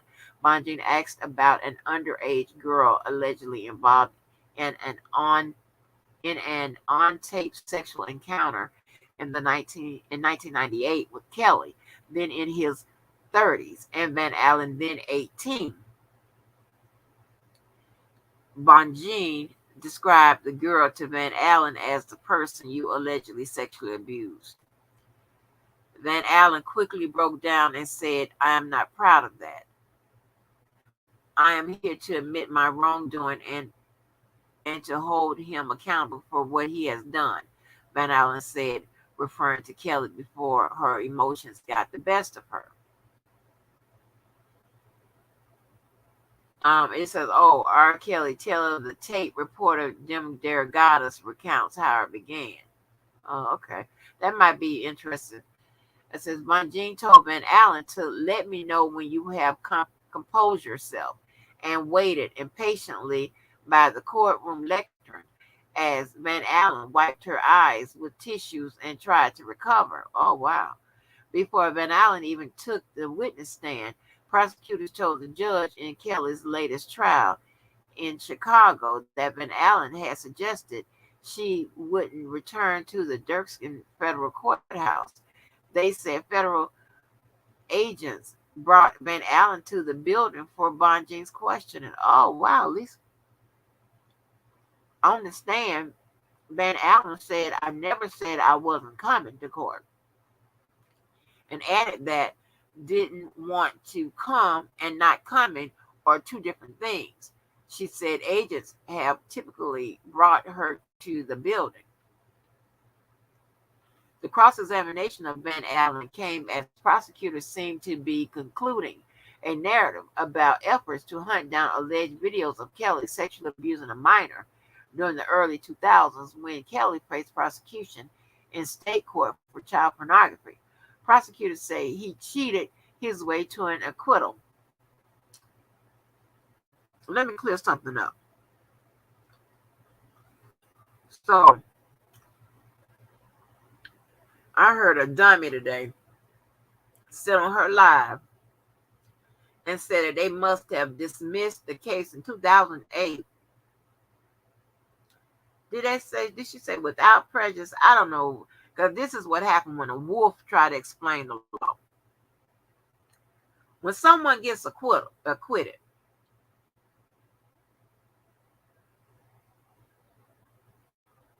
that's different than having a case dismissed. Duh. And when it's an acquittal, it's already with prejudice because you can't bring the same case again because that would be double jeopardy. So prejudice is already assumed. That's not even used in those two different things. Get your shit together. Competition is what you want. This is what you'll get.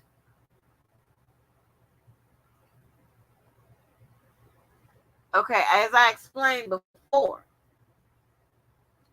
even though they alleged that he obstructed the case, one, they can't bring the same charges directly like that before in the same jurisdiction where I explained double jeopardy, what have you, right?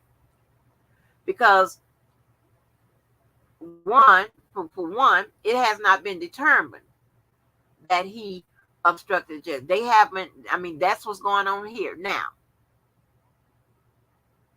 So right now you have to proceed as if you just think he has.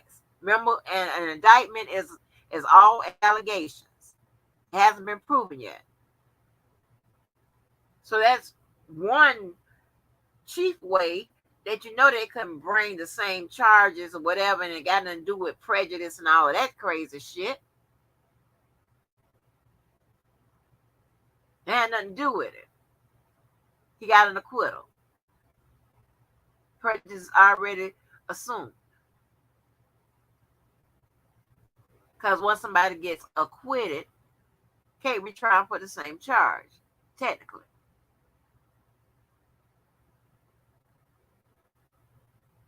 If the case was dismissed, that's something different.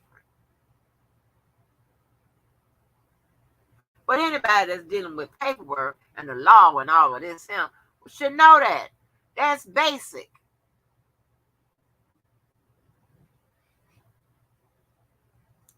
It says, in his new trial, Kelly faces charges alleging child pornography, obstruction of justice, and enticement of minors into criminal sexual activity. Also on trial are his former business manager, Daryl McDavid, and former assistant Milton June Brown. Kelly is already serving a 30-year federal prison sentence for a racketeering conviction last year in New York. Featured prominently in the Lifetime docuseries Surviving R. Kelly, Van Allen told jurors Thursday that she met Kelly in 1998 when she was 18 and came to live with him in Chicago. She said she agreed to have threesomes with Kelly and other people, even though she didn't like it. One person involved in such an encounter was a person referred to in court as Jane. Van Allen said Kelly told her Jane was a neighbor who was 16 years old, but Van Allen realized later that Jane was younger. Jane testified last week that Kelly began to sexually abuse her when she was around 14. Kelly allegedly videotaped his encounters with Jane and Van Allen.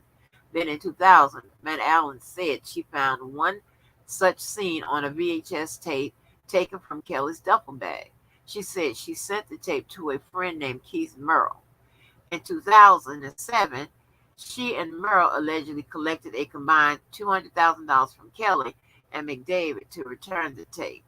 Van Allen also alleged that McDavid said they should have murked or killed me from the beginning. See, darn it, we need the answer to our question. It lies between those two paragraphs. Darn it. During her cross-examination of Van Allen on Friday, Bonjen alleged that Van Allen's story is really all about money. Van Allen said she didn't want the tape getting out, and she acknowledged that Merrill told her that celebrity Kimora Lee Simmons wanted to buy the tape for a talk show. Merrill, who is from Kansas City, Missouri, took the stand later Friday. He said he told Van Allen, I can get this sold or something like that because Van Allen used to get mad when I play like that. Still, Bonjean pounced on Van Allen, pointing out that a talk show wouldn't buy child pornography. Bonjean alleged the tape really involved Kelly, Van Allen, and a grown woman. Whoa. Whoa, now, wait a minute, Bonjean. Wait a minute. Hold up. Stop. Let me put this little piece in my mouth. Sorry, y'all, I'm being very bad today. I'm chewing and shit all of y'all. Yeah, wait a minute.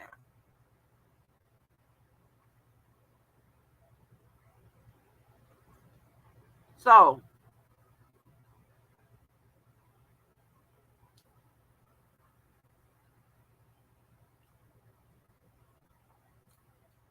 J-Bo's strategy.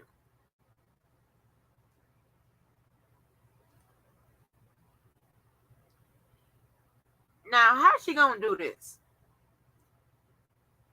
Is she going to try to allege that the tape that was taken is not the tape that's in question? And that's not the tape that Jane said that she was on, because she's saying that the tape involved a grown woman, thereby causing question about that conspiracy. Because why even go through? Then she can make like this whole taking of the tape and extortion was whatever. It was something that Lisa or whomever concocted just to get some money out of R. Kelly because they didn't want a tape involving Kelly Van Allen and a grown woman out there, right? Because he got younger fans, whatever. I'm on the defense side right now. He got younger fans, this, that, and the third, and that could be, could be embarrassing, right?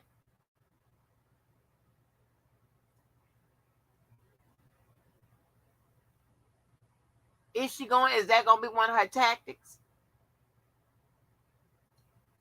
Because we already have Jane that got on the stand and saying that no, she's in the tape that they showed. That's her. She said it was her. And so where is J-Bo going with this? Why is she saying it was a grown woman? Is she trying to age the Jane to be 17 or 18, whatever, age is going to be, whatever the binding authority they're going to use. They don't know if they're going to do Chicago 17 or, the government 18. So I'm not sure. So is she going to try to make the girl older than what she was? Did she do that during the line of questioning? And, will this connect together? Will she try to make, and I don't know what the question was on her cross. Did she try to make Jane 17 or 18, which make her a grown woman? Or is she saying this grown woman is somebody other than Jane? Which will kind of dismantle that whole conspiracy thing. Then, like, well, why would R. Kelly participate in a conspiracy to get these tapes back? Well, it can go two ways. Why would he participate in a conspiracy to get these tapes back if there's nothing illegal? Or the reason why he did participate in getting the tapes back with this grown woman on there is because it could be shameful. Don't know which way she's going. Or it could be none of what I've said. She could be thinking something else. I don't know. But that's interesting she said that. I was more concerned with getting it back, Van Allen said. Murrah told jurors that in early 2000s, Van Allen sent a VHS tape to his mother's house through FedEx or UPS. He said, she just wanted me to hold it for her. Oh, okay. Man, I said that earlier. Maybe she should send her somewhere, let somebody hold it. He said he still had the tape in 2007 when people began to reach out to him about it. He said he agreed to take it to Chicago, but also made partial copy to bring with him on a CD. He said he wound up flunking a lie detector test given at the request of Kelly's team about whether he made a copy of the tape, but McDavid still gave him $20,000 cash, promising more if he brought back the real tape. Murrah said he later brought the tape to Chicago, collected $80,000 and a hug from McDavid, and was driven home with a friend in a BMW. Wow. Hold on. Tape again. I began. Let me see something.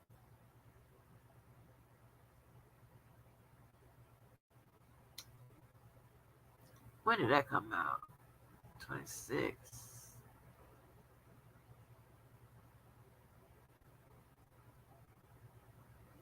Okay, let me stay on course because I don't want to keep y'all all night.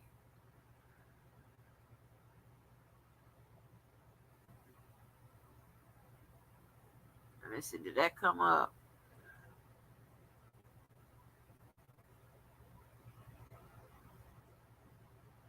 Let me change it. Now that's strange. Cause see, she now I kind of got a sense of how J-Bo does. She didn't say grown woman for no reason. Or maybe she's trying to do a salad defense. Try everything she can, mix it all up. And just as she come to things, as she come across things during her cross, she'll try to make it, you know, maybe she'll think about it and try to say, yeah, I can use this and try to confuse the jury with it or something like that with my line of questioning. Maybe she's trying to confuse the jury. Maybe that's the tactic. Okay. I don't know. I don't know if she's doing a grown woman thing and she's going somewhere with it, or she just stopping at any point and using whatever it is she can come across that she think may be helpful to create more reasonable doubt. And you could do that by trying to confuse the jury.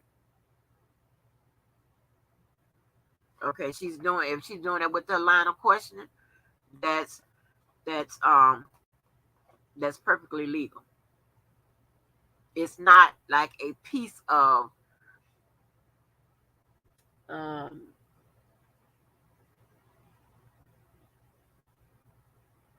let me put it like this. There is certain testimony where not just a little word, but it's certain testimony or other evidence that is considered that could be confusing to a jury because it's a defense. It's a whole defense. That's why it would be confusing, right? But she said, grown woman. That's just a couple words. That doesn't constitute a defense. So maybe she just using things, anything she can stop on. She think that they can use those words to confuse that jury, you know. Or maybe she's going somewhere with it. I don't know. All right, it says Kansas City man testifies about returning a copy of purported R. Kelly sex tape to singer's associates for cash. It says the Kansas City man at the center of an alleged scheme to hide a sex tape showing R. Kelly in a threesome with a 14-year-old girl told a federal jury Friday that he only handed over a partial copy of the tape to Kelly's associates at first because he didn't think they'd know the difference. Oh. Keith Murrow, 45, is a key witness for prosecutors who are trying to prove that Kelly and his two co-defendants, McDavid and Brown, conspired to buy back incriminating tapes and hide years of Kelly's sexual misconduct. Murrow's testimony, which capped the second week of Kelly's trial at the Durskin U.S. courthouse, helped shore up key elements of the indictment, but also contradicted another central witness, his friend Lisa Van Allen, on several important points, including why she sent him the tape, the number of sexual encounters it depicted, and whether money was the motivating factor for returning it to Kelly. Murrow walked into court wearing a blue suit and dark glass sunglasses. What is it with these blue suits? He remained somber-faced and seemed slightly nervous, a contrast with his friend and previous witness, Charles Freeman, who was laid back and smiling on the stand. Testifying in a Missouri drawl, Murrow said he met Kelly in the mid-1990s when he was in an R&B group named K-OS. Oh, and right there, you know what? If y'all get a chance, y'all need to go and listen to Atma's reading with him and some guy, and the ladies was on there. But honey, when I tell you, I listened to that shit and I thought I was in the goddamn in there in the damn courtroom. I was like, I was active in here. I was actually talking to them, but they couldn't hear me. Hell, because I was in him. It was very good. It was like you was in that shit with their ass. You know what I'm talking about? You was objecting. You was goddamn amen. Yes, they did such a good motherfucking job. I was like, whoa, whoa, honey. And I think they was reading it so well to one of the people when it was her time. Shit, I think she was just it was observing so hard and shit. She forgot it was her time to go. I was like, shit. It was real good, y'all. I'm serious. I'm trying to tell you, it was some good reading, honey. Atmos guy was getting it. And I at one point I was like, yeah, Atmos. Get his ass, Atmos. I'm like, this ain't real. Yeah, that's how goddamn the shit was. It was crazy.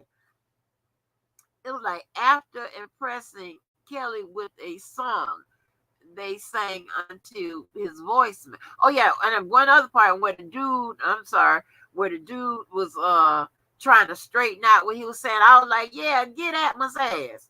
Yeah, dude, straighten that shit out. Because Atmos trying to railroad your motherfucking ass. Get his ass. Anyway, let me say, okay. So after impressing Kelly with a song they sang into his voicemail, they were flown to Chicago to record it with Kelly label in 1997, he said. Who was this now? So this Merrill dude was he's trying to break into the business too? What? Oh no, this some crazy ass shit. All these people connected. It was at that time Merrill said he met Van Allen, a romantic partner of Kelly, who testified this week that she participated in threesomes with Kelly and his then underage goddaughter, which Kelly recorded on video. Merrill said he eventually moved back to Kansas City in the early 2000s. While he was living there, Van Allen sent him a videotape to hold for her, which he said he watched right away. It was Lisa, Rob, and another girl having sex, he testified. Merrill said he showed the video to several friends, including Freeman, but never gave it to anyone else.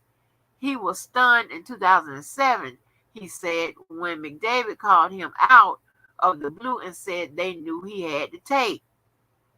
We got our answer, y'all. Wait a minute. Let's see if we're going to get more of it. So McDavid called him and said he knew he had the tape. Uh-oh. Let me eat this. That shit done got cold. Wait a minute.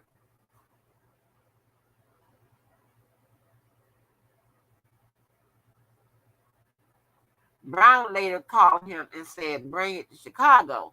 But before he went, Merrill made a copy of about an 8 to 10 minute snippet of the tape to bring. I didn't think they know the difference, he testified. After flying to Chicago with the copy of the tape, he met at a downtown hotel with Brown and McDavid, where he failed a polygraph test and asked if he made any copies. Merrill said McDavid gave him $20,000 in cash and told him to go back to Kansas City and get the original tape, and if he did so, he get a total reward of $100,000. He said McDavid let him know that they weren't playing. Merrill later went back to Chicago with the original tape, he said. When he arrived, Brown told him he had the golden egg or something like that. Merrill testified. He handed the tape to McDavid, who arranged for him to take a second lie detector test. After he passed, McDavid told him thank you, and he shook my hand and gave me a hug, and then he gave me the money also. Merrill says it was a bag with $8,000 in cash. In her testimony Thursday, Van Allen sobbed when she described how McDavid threatened her after she had failed a polygraph test about the tape, telling her that they should have murdered me from the beginning. That is, they should have killed her. Merrill said Van Allen never told him about that alleged threat. He also was asked on cross-examination whether McDavid had ever threatened him. After initially saying no, Merrill said McDavid drew his attention to a large number of Kelly's security team who was also in the room. He said, if I didn't come back, this guy right here would come see me, Merrill said.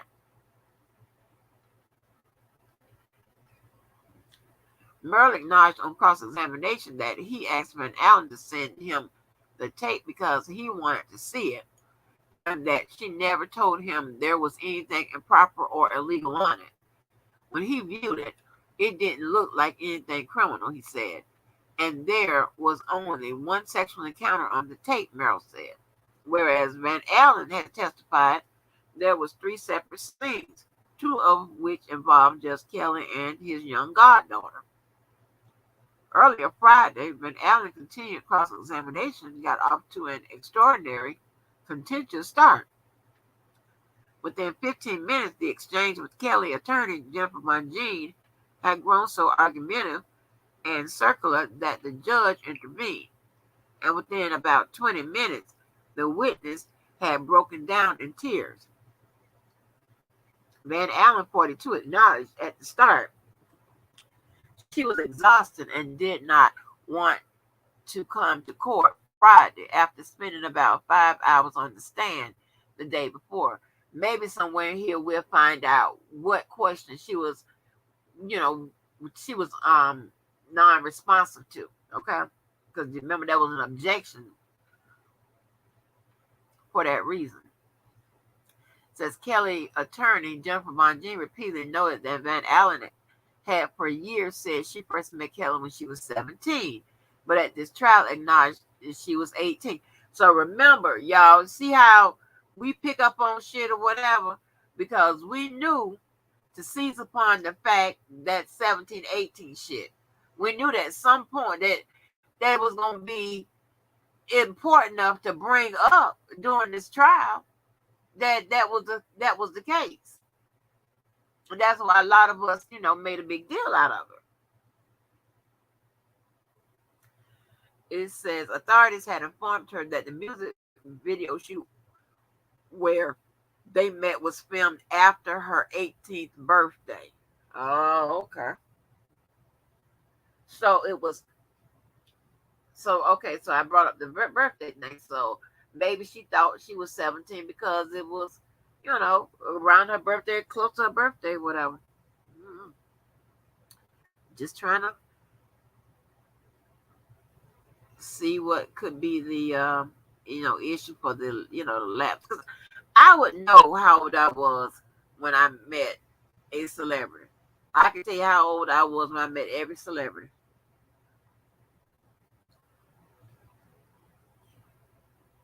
Mundine showed increasing exasperation with Van Allen's failure to nail down a timeline for when she exactly met Kelly and how old she was at the time. At one point, as Van Allen again said she was confused by a question, Mundine threw her hands up in the air and looked towards the ceiling, letting out a very heavy sigh. What, J-Bo, you was cutting up like that in the court? Girl, So listen.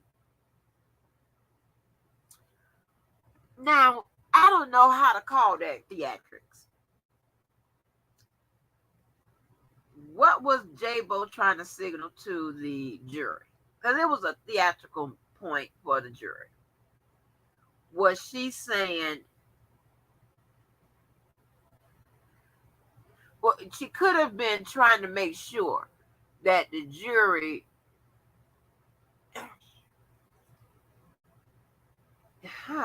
gosh, I don't know. I don't want to call that, because I can go several different ways with that.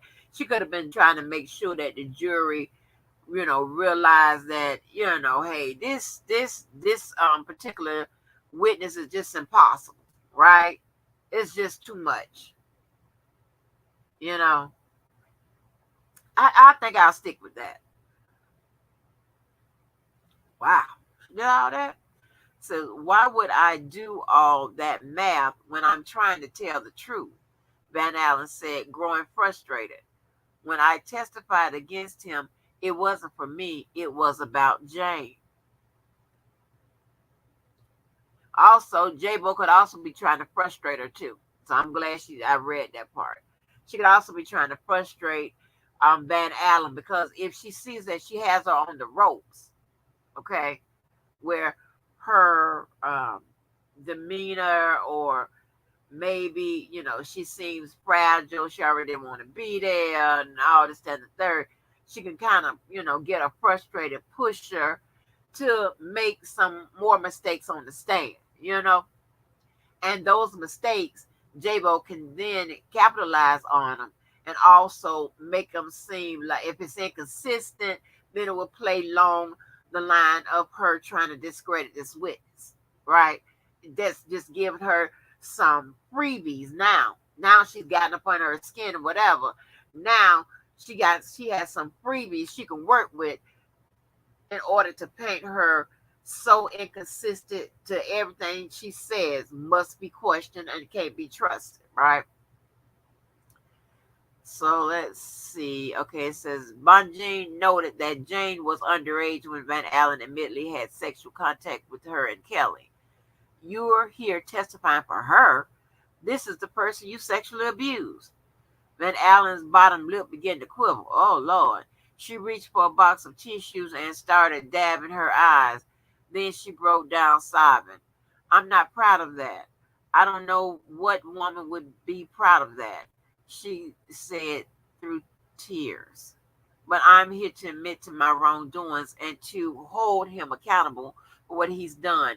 So you can sit here and try to make me the bad guy all you want. Oh, okay. As Van Allen saw for several uncomfortable minutes, Bonjean stood at the lectern with her arms crossed. Let me know when you have composed yourself, she said. Oh, boy. Bonjean also questioned Van Allen about how many threesomes she had with Kelly, and where and when and why. She showed Van Allen a statement she made to authorities in 2019, in which she said she participated in threesomes because she felt bad that Kelly had been molested when he was young. Huh? With that, jurors have learned about that traumatic part of Kelly's history without Kelly needing to take the stand. Yeah, wait a minute.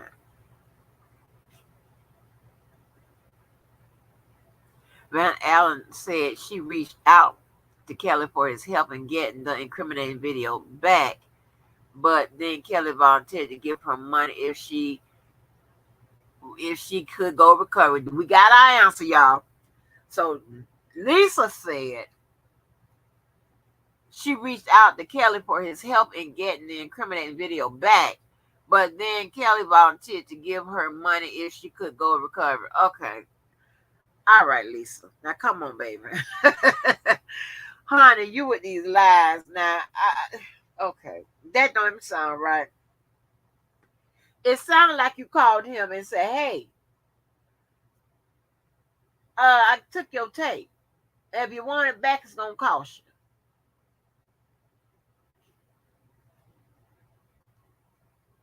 you. Yeah.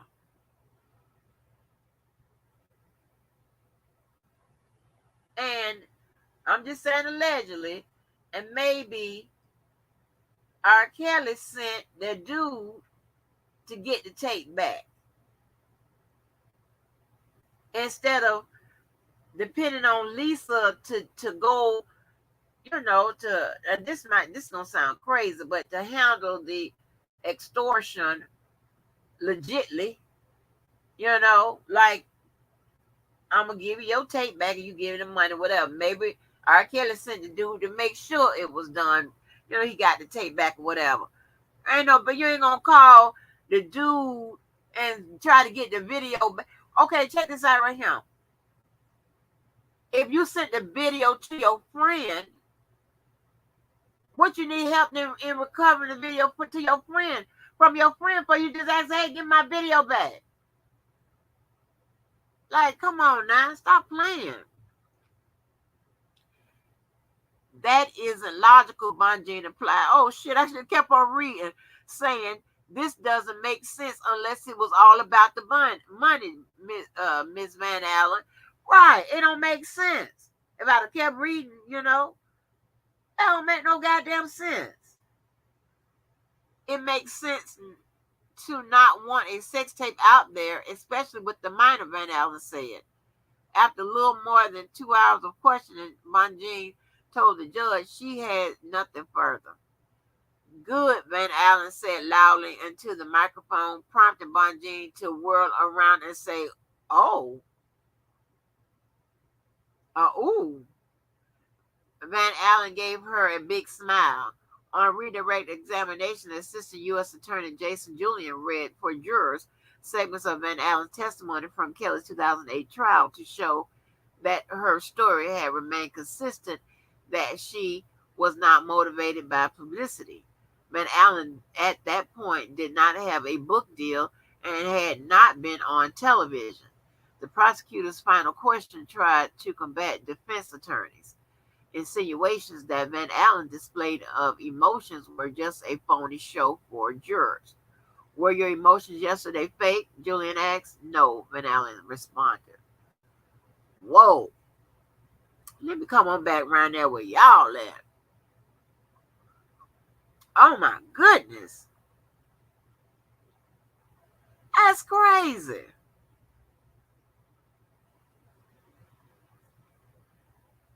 That is crazy as hell.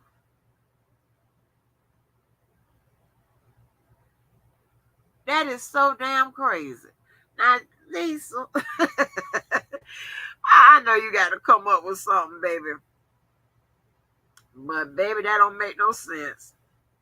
I'm trying to tell you, anybody with a 10th grade education would pick that up. That is. So we got our answer. She contacted goddamn R. Kelly. Said, hey, I got your tape. I need help getting it back. Uh-huh. That don't make no sense. Give me 1 minute, y'all. Let me get my nose straight.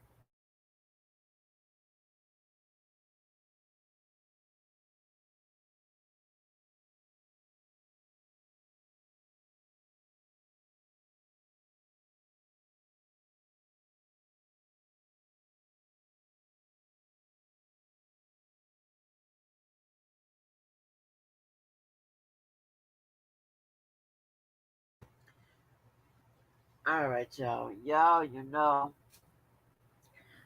man, I didn't know that shit was. God damn, girl, you said that? I can't believe they said that.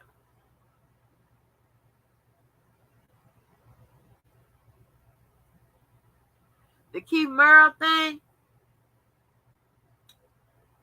that's crazy, though. That's really, really damn crazy. Hopefully I get to come back on here this weekend and maybe I'm gonna, I'm start where like with Rashonda, her testimony because there's just some weird shit. It's just a whole bunch of weird, inconsistent bullshit that's going on throughout this trial. I don't know what it's about, but just keep in mind, y'all, that as long as they don't lie under the penalty of perjury or under oath with regards to this trial, meaning whatever they told the grand jury in this trial and whatever they got on the stand and said in this trial, that they are presumed to be telling the truth. Regardless of what we done heard all in the streets and all of this on social media and blah, blah here, blah, blah there, they're supposed to be telling the damn truth. Okay? And remember, the evidence has to prove or disprove the elements. And testimony is evidence.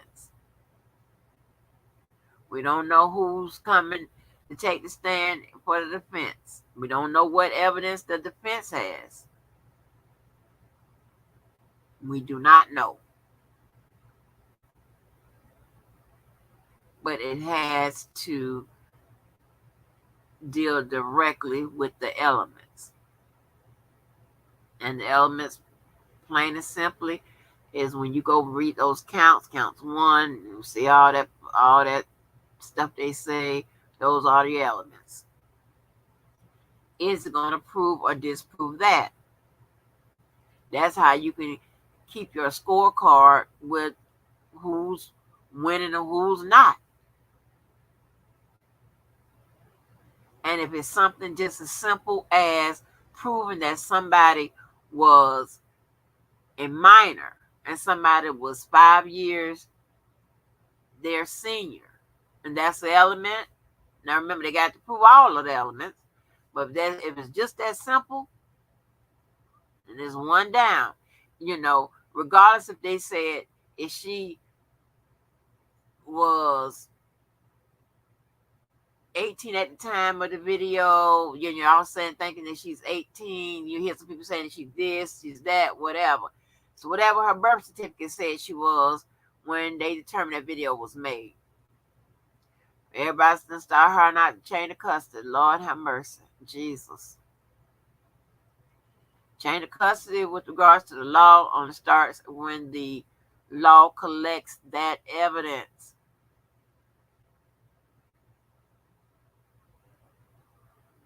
Okay.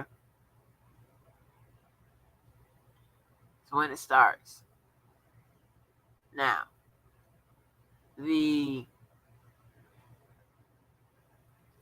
people that's connected to the tapes, they're gonna be questioned, when it, how it passed from this hand and this, how they got involved with the tape. When you're talking about technically the chain of custody as it pertains to the law, is at the collection. What else? Let's see. Please curse out anybody that says the word double jeopardy or statute of limitation, no matter whose side you're on. Please do me that favor. Okay? This case wouldn't even be on the book. Especially if you think that J-Bo, and she was here for the start of this case, if you don't think that she would have got a dismissal for statute of limitation or double jeopardy, you must be crazy. So you ain't got to take it from my black ass. If you don't think she would have got it done, you must be on crack.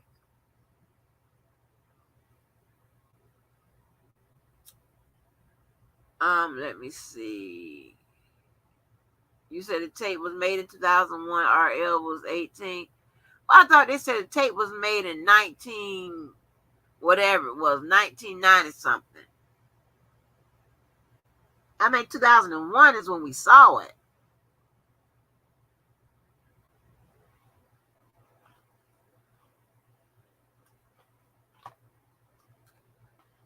Let me see what else.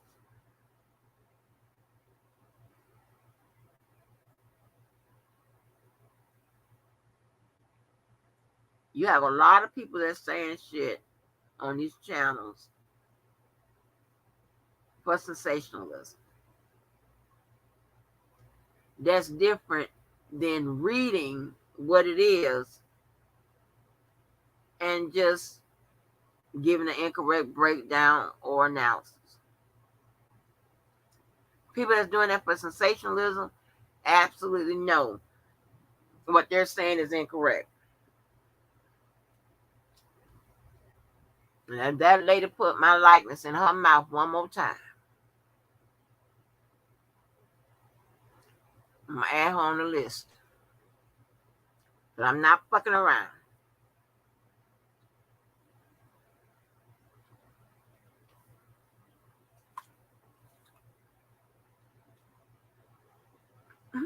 I heard a guy take this thing yesterday and said that the tape. Repeat that, Angela Jackson. Love Express said, stop making up shit.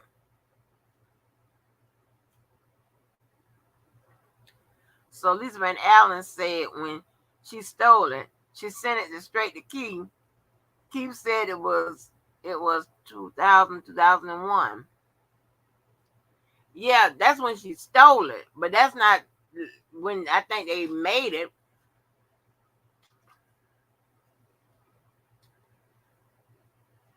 Then again, I don't know. Hold on. I can't say that.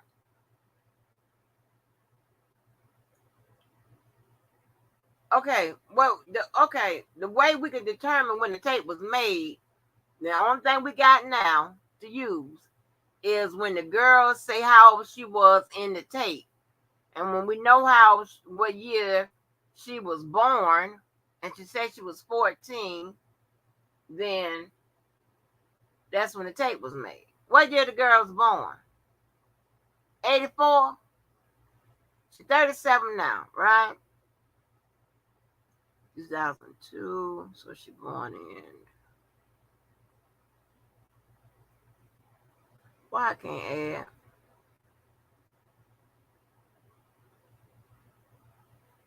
So what she born? 84, 85?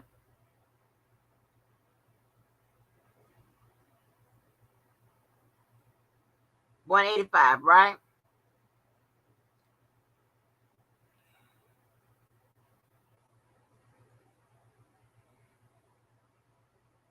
Wait a minute now. Y'all might be on to something. Wait the fuck a minute now. Shit.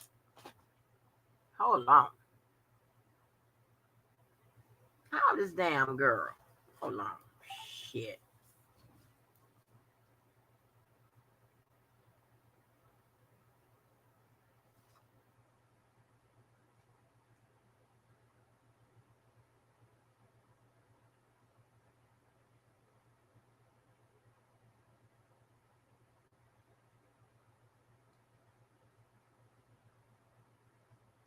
Okay. She born 85. When she made the video? When the video was made? Uh-uh. Okay. Well, no. If she made the video in 2000, that would have made her 14. If she made it in 2001, made her 15. 2002 would have made her 16. So she couldn't be no older than 16.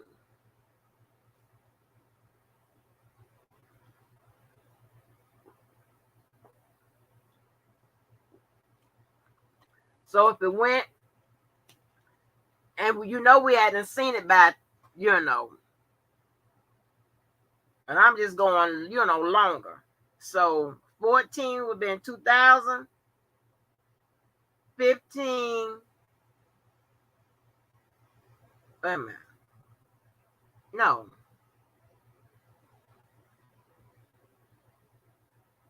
14 would be in,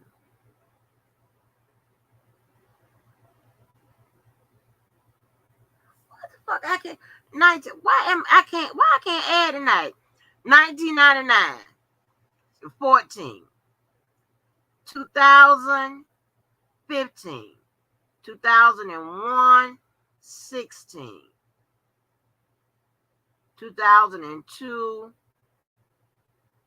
17. So we know we hadn't seen it by 2002. So and as no couldn't have been made no later than 2001 because we hadn't already seen it. So she was at least 16 or younger, but she said she was 14 when she made it. And then remember, the 14-year-old, so such. Even if, you know what, the prosecution could have used this. Even if there's a discrepancy about the 14-year-old Pete. We do know that it was out by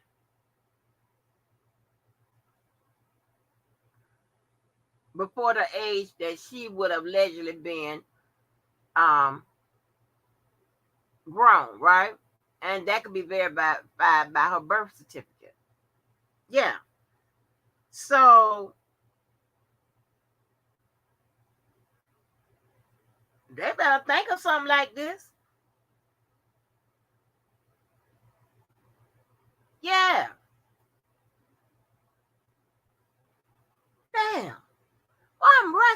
be catching it though.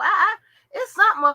Y'all motherfuckers the one that be giving me the damn strategies and the tactics and shit. Yeah, because if she got a birth certificate, I'm reckon that she born in 85. So 99 would be 14. 2000 would be 15. 2001 would be 16. We know we hadn't seen it in 2001. So 2002, when she been 17 Chicago style, we know that's too late. So if the defense try to play with the tape wasn't authentic and this and that and whatever, fuck that. We know by 2001,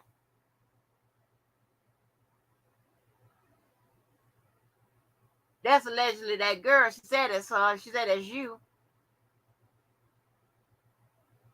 And you done had sex. Allegedly. Yeah. And they wanted to charge of sexual abuse. So that would be an element for that sexual abuse. Yeah. Mm-hmm. Yeah, because them people, J Bo is gonna challenge them tapes, that 14-year-old coochie reference, and all of that. Y'all better say, well, fuck all that then. Fuck all that. I'm gonna tell you what. Let's get down to the math. Let's go to the math. How about that? What you got for the math? Yeah.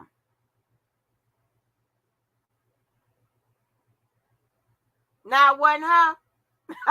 That's y'all good. See, I get all the smart people over here. Y'all come back quick on my ass, bitch, and that wasn't her. How about that? How about that, bitch? Fuck you and your mouth. How about that ain't her? I like that. Y'all good. Y'all good, baby. Y'all good as hell. Y'all like, hey, bitch, fuck you. It wasn't. Bitch, shut up. Cut this live. Stop giving people thoughts and shit. It wasn't her. How about that? Boy, I get all the good people. Y'all smart as hell. Y'all like, fuck your mouth.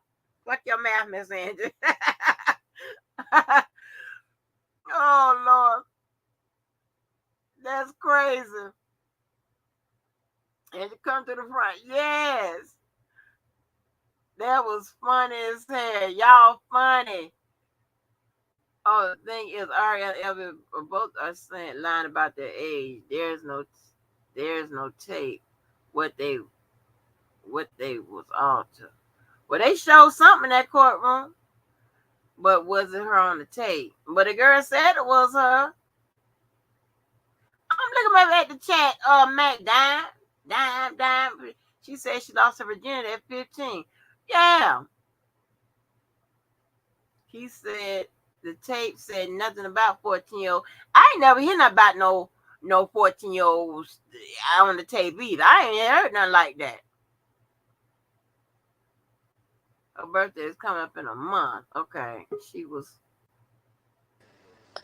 Hey, Angie. Hey, honey. What's Girl, going I was.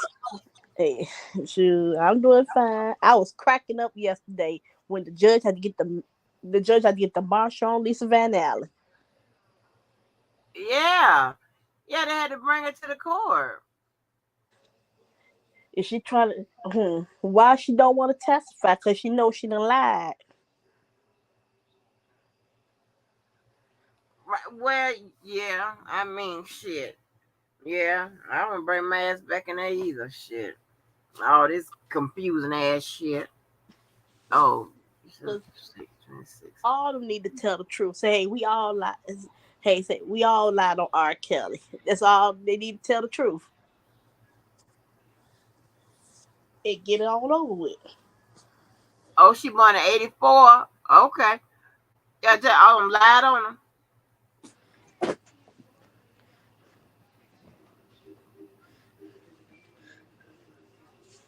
Miss Lady T, you still there? Yeah, I'm here. Oh, okay. Man, oh man, oh man. I mean, this case is crazy. It is crazy. Hey, y'all sure she born in '84? I thought they said she 30. Okay, she be 38 this year. Her birthday is in September too. Okay, well she'll be 38 Mm-hmm. this year. Okay, so she born in '84. Mm-mm-mm. Uh-huh. So she was maybe she was 14, turning on 15. Shit, I don't know. Hell. Yeah. You driving? Uh-uh. Oh. I thought I heard turn signal. Man, I mean, they were like, "Oh, this van, oh, we got to come get you." Oh, I'm They, getting some good feeding. Hey, Cookie.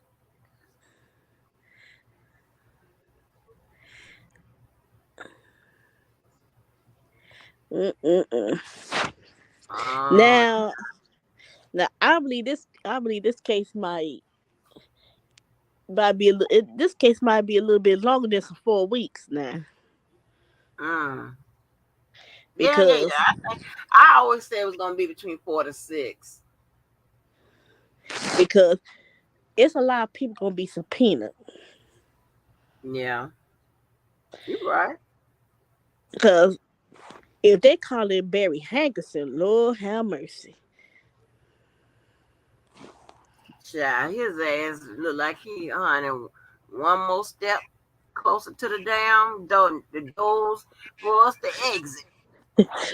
Remember, on the light about the upper room. Yeah, nope. Yes, honey. Yes, yes, Barry honey. Hankerson, he almost there to the upper room. Mm-hmm. Yes, honey, baby. This the smart people be over here. They say, bitch, she born on September 26th. Okay, Mm-mm-mm-mm. y'all. I'm sorry, McDonald. You need to look up. Oh, and McDonald, I only got 2 monitors running the night. Okay, but it's no excuse. I need to look up. I be looking all over the damn place, step at the damn monitors. I do. As y'all be having She said, chat yeah, with she me. said, ain't nobody calling Barry for. They gotta call Barry because he the one started all this mess. Yeah. Because he need to be subpoenaed. Because Barry do need to be subpoenaed because he started all this mess. He did. Hey, Miss Lady T. You know what was so funny? What? I'm gonna tell you, it was about a month. I don't know how long ago. But honey, when Dana at first started talking about going to Rumble or something, not this time, but before. And girl, you Hmm. must be in the chat talking about you gonna go to Rumble too. He talking Miss Lady T, but you don't even go live. Honey, I died. I told Miss Lady T, you don't even go live. I was like, oh no. I was like, that shit was funny as hell. Girl, I laughed so hard at that. And see, you know what? I'm gonna have to stop marketing. I don't be around here recording video and all that type of stuff, whatever, unless it's you know. But honey, I got to start marking the videos and shit like that. At least where I can go back to them, cause that shit was funny as hell. And I don't know where the Dana do so many videos and on 100 goddamn channels. Hell, I can't find that shit. That Yeah, shit was so then he just be goddamn funny. joking with me. Miss Lady Then T, he you just don't be go joking with me live. sometimes. I Yeah, said, then he just be joking with me sometimes. right, Lavelle. Mm-hmm. I know you do. It was funny though. Yeah, Miss Lady T, you don't even go live. It was so. I mean, man, But you cause be keeping it, up. I see you be uploading your little stuff. I see you. yeah, it, yeah, I be doing try to do a little here, a little bit there, but I see if you, girl. I get a notification. uh, if they don't subpoena them here in Chicago, they might Mm-hmm. be subpoenaed in New York. Who gonna get subpoenaed in New York? Cause if they gotta go back to New York, Mm. I believe they might. It's gonna be some people gonna be get subpoena in New York too. You mean for the The appeal? appeal Okay. Oh, me for the New York case. Okay. for the New York case, yeah. Right. Well, um, that's traditionally not how it goes. Uh, but I see, think. when, well, let me tell you this. Like when they discover, if they discover new evidence, okay, Mhm. that was, this was new. They didn't know anything about it while the trial was going or whatever. Mhm. Then when the appeal, on his appeal, they couldn't, grant an appeal for that, send it back to lower court, and then have a Mhm. new trial. Mhm. And they can be subpoenaed in that, in that type of situation. Yeah, they can do Mhm. that. Yeah. I mean, Jennifer, she was grilling them, girl. Mm-hmm. Jennifer was grilling them. Yeah, She like, I, yeah. She ain't playing though. J Bo ain't yeah, playing with your mm-mm. ass. Cause I wonder why they got scared now. Cause before all this, they knew Jennifer was coming.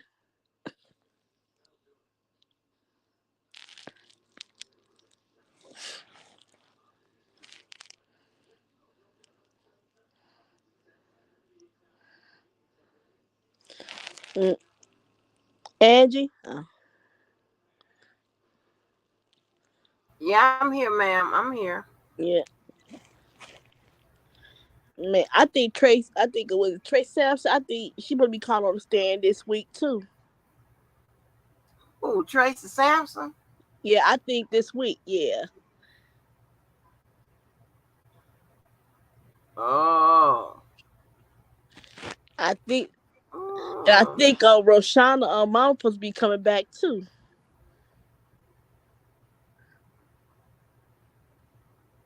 oh no. Or I think Sparkle might be called to the stand too. Oh, you think so?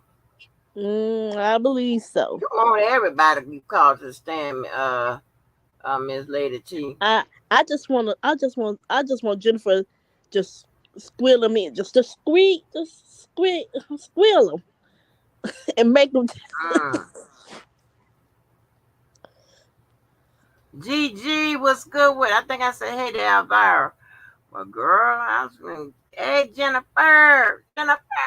So y'all coming in when I'm getting ready to get on up out of here, child. Mhm. Honey, I have to lay on this new bonnet and see how this works out. Child, I'm gonna be call me Miss I Bonnet. mean, now I know they working day and night, Jennifer. And them.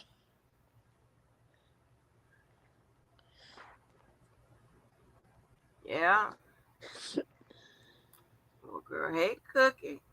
Well, honey, well, let me get on up out of here, honey. I ain't Okay gonna hold you then. past no 3 hours with this bullskate. Hopefully, if I come on tomorrow, I'm gonna try to start with if y'all let me know if y'all want to do this. I want to try to start trying to put something together with Jane's testimony. Dude, just trying to look at No, these that with Chuck. these No, that. What about Chuck? yeah. But I'm trying to look at these oh hold on. Now why everybody coming on? What's good with this guy I life? just want to give you a compliment. That's all. Then I'ma go. What up, What? Sky Life? Hey, Miss Lady T. You going live? Compliment on Yeah, we gonna do something tonight. We gonna do something. Man, I was cracking up at that Chuck Wait, Chuck, who now? Shed a lot of Chuck look. on the on the stand stand. Chuck man. on the stand. You know what? I am so like I can't even tell y'all. I can't even keep up. I'm not gonna lie. I'm lost as hell. I'm lost as hell. I can't even. You know what I'm saying? I can't even argue because I don't even know what's what, who lying, who ain't lying, who saying this. Can't keep up. I It's a don't even lot know going. what to I say. I thought I really thought this was gonna be, a clear and concise slam dunk quicker than if you just read the evidence, I Yeah. didn't know Look, all this bullshit. They had all these Angie, goddamn look at problematic the ass chat. witnesses. Look at the Huh? chat. If I was said, Miss Lady T, you will bring everybody, but I'm with you. They all need to be under oath. Yeah, that's right. Bring the dog too. He need Uh-huh. I mean, bring, I can't even argue. I'm just letting everybody say what they want to say. yeah, bring the Uh-huh. dog Be like, too. I don't even bro, know. where's what the compliment? Why I'm getting a compliment for? What I Oh, the live. Now I ain't gonna lie. At the beginning, it was some monkey shit. Okay, that 8 hour Oh, live. of course, Feed. of course. But that end, baby, y'all was swinging. Do you hear me? I said What I got to tell time? Angie that y'all was getting down at the end of that live. I had to give you the nod on that. I might go listen to that again. I was like, that was some good battles. Like, Which I love that. live? Which It was an live? 8 hour live you did. It was, Oh, I think the day was okay, yeah. yesterday. Angie might do another 18-hour live. Thank you. Oh, baby, that was a Oh, good shit. one. And you was on there when you said, hold on. You the only one that made me have to sit up. Let me. Hey, Skylight. Oh, Boy, well, my Angie might stuff. do. yeah, Yeah, Angie, you not gonna leave. I'm about to have my. Levi done made me have to sit up on his ass a couple times. Angie. I think you might have to do another 18-hour live. I don't Man, know and about that. my stomach was Hey, hurt. Phoenix Sun and Phoenix Rising right behind. Up on okay, love spec guilty or not Chicago if you believe that RL on no sex tape in Brooklyn took 30 years from Chicago and RL. Cause it's too many. The tape was passed around too many times. It was sold on the streets, sold in the barber shops and everything.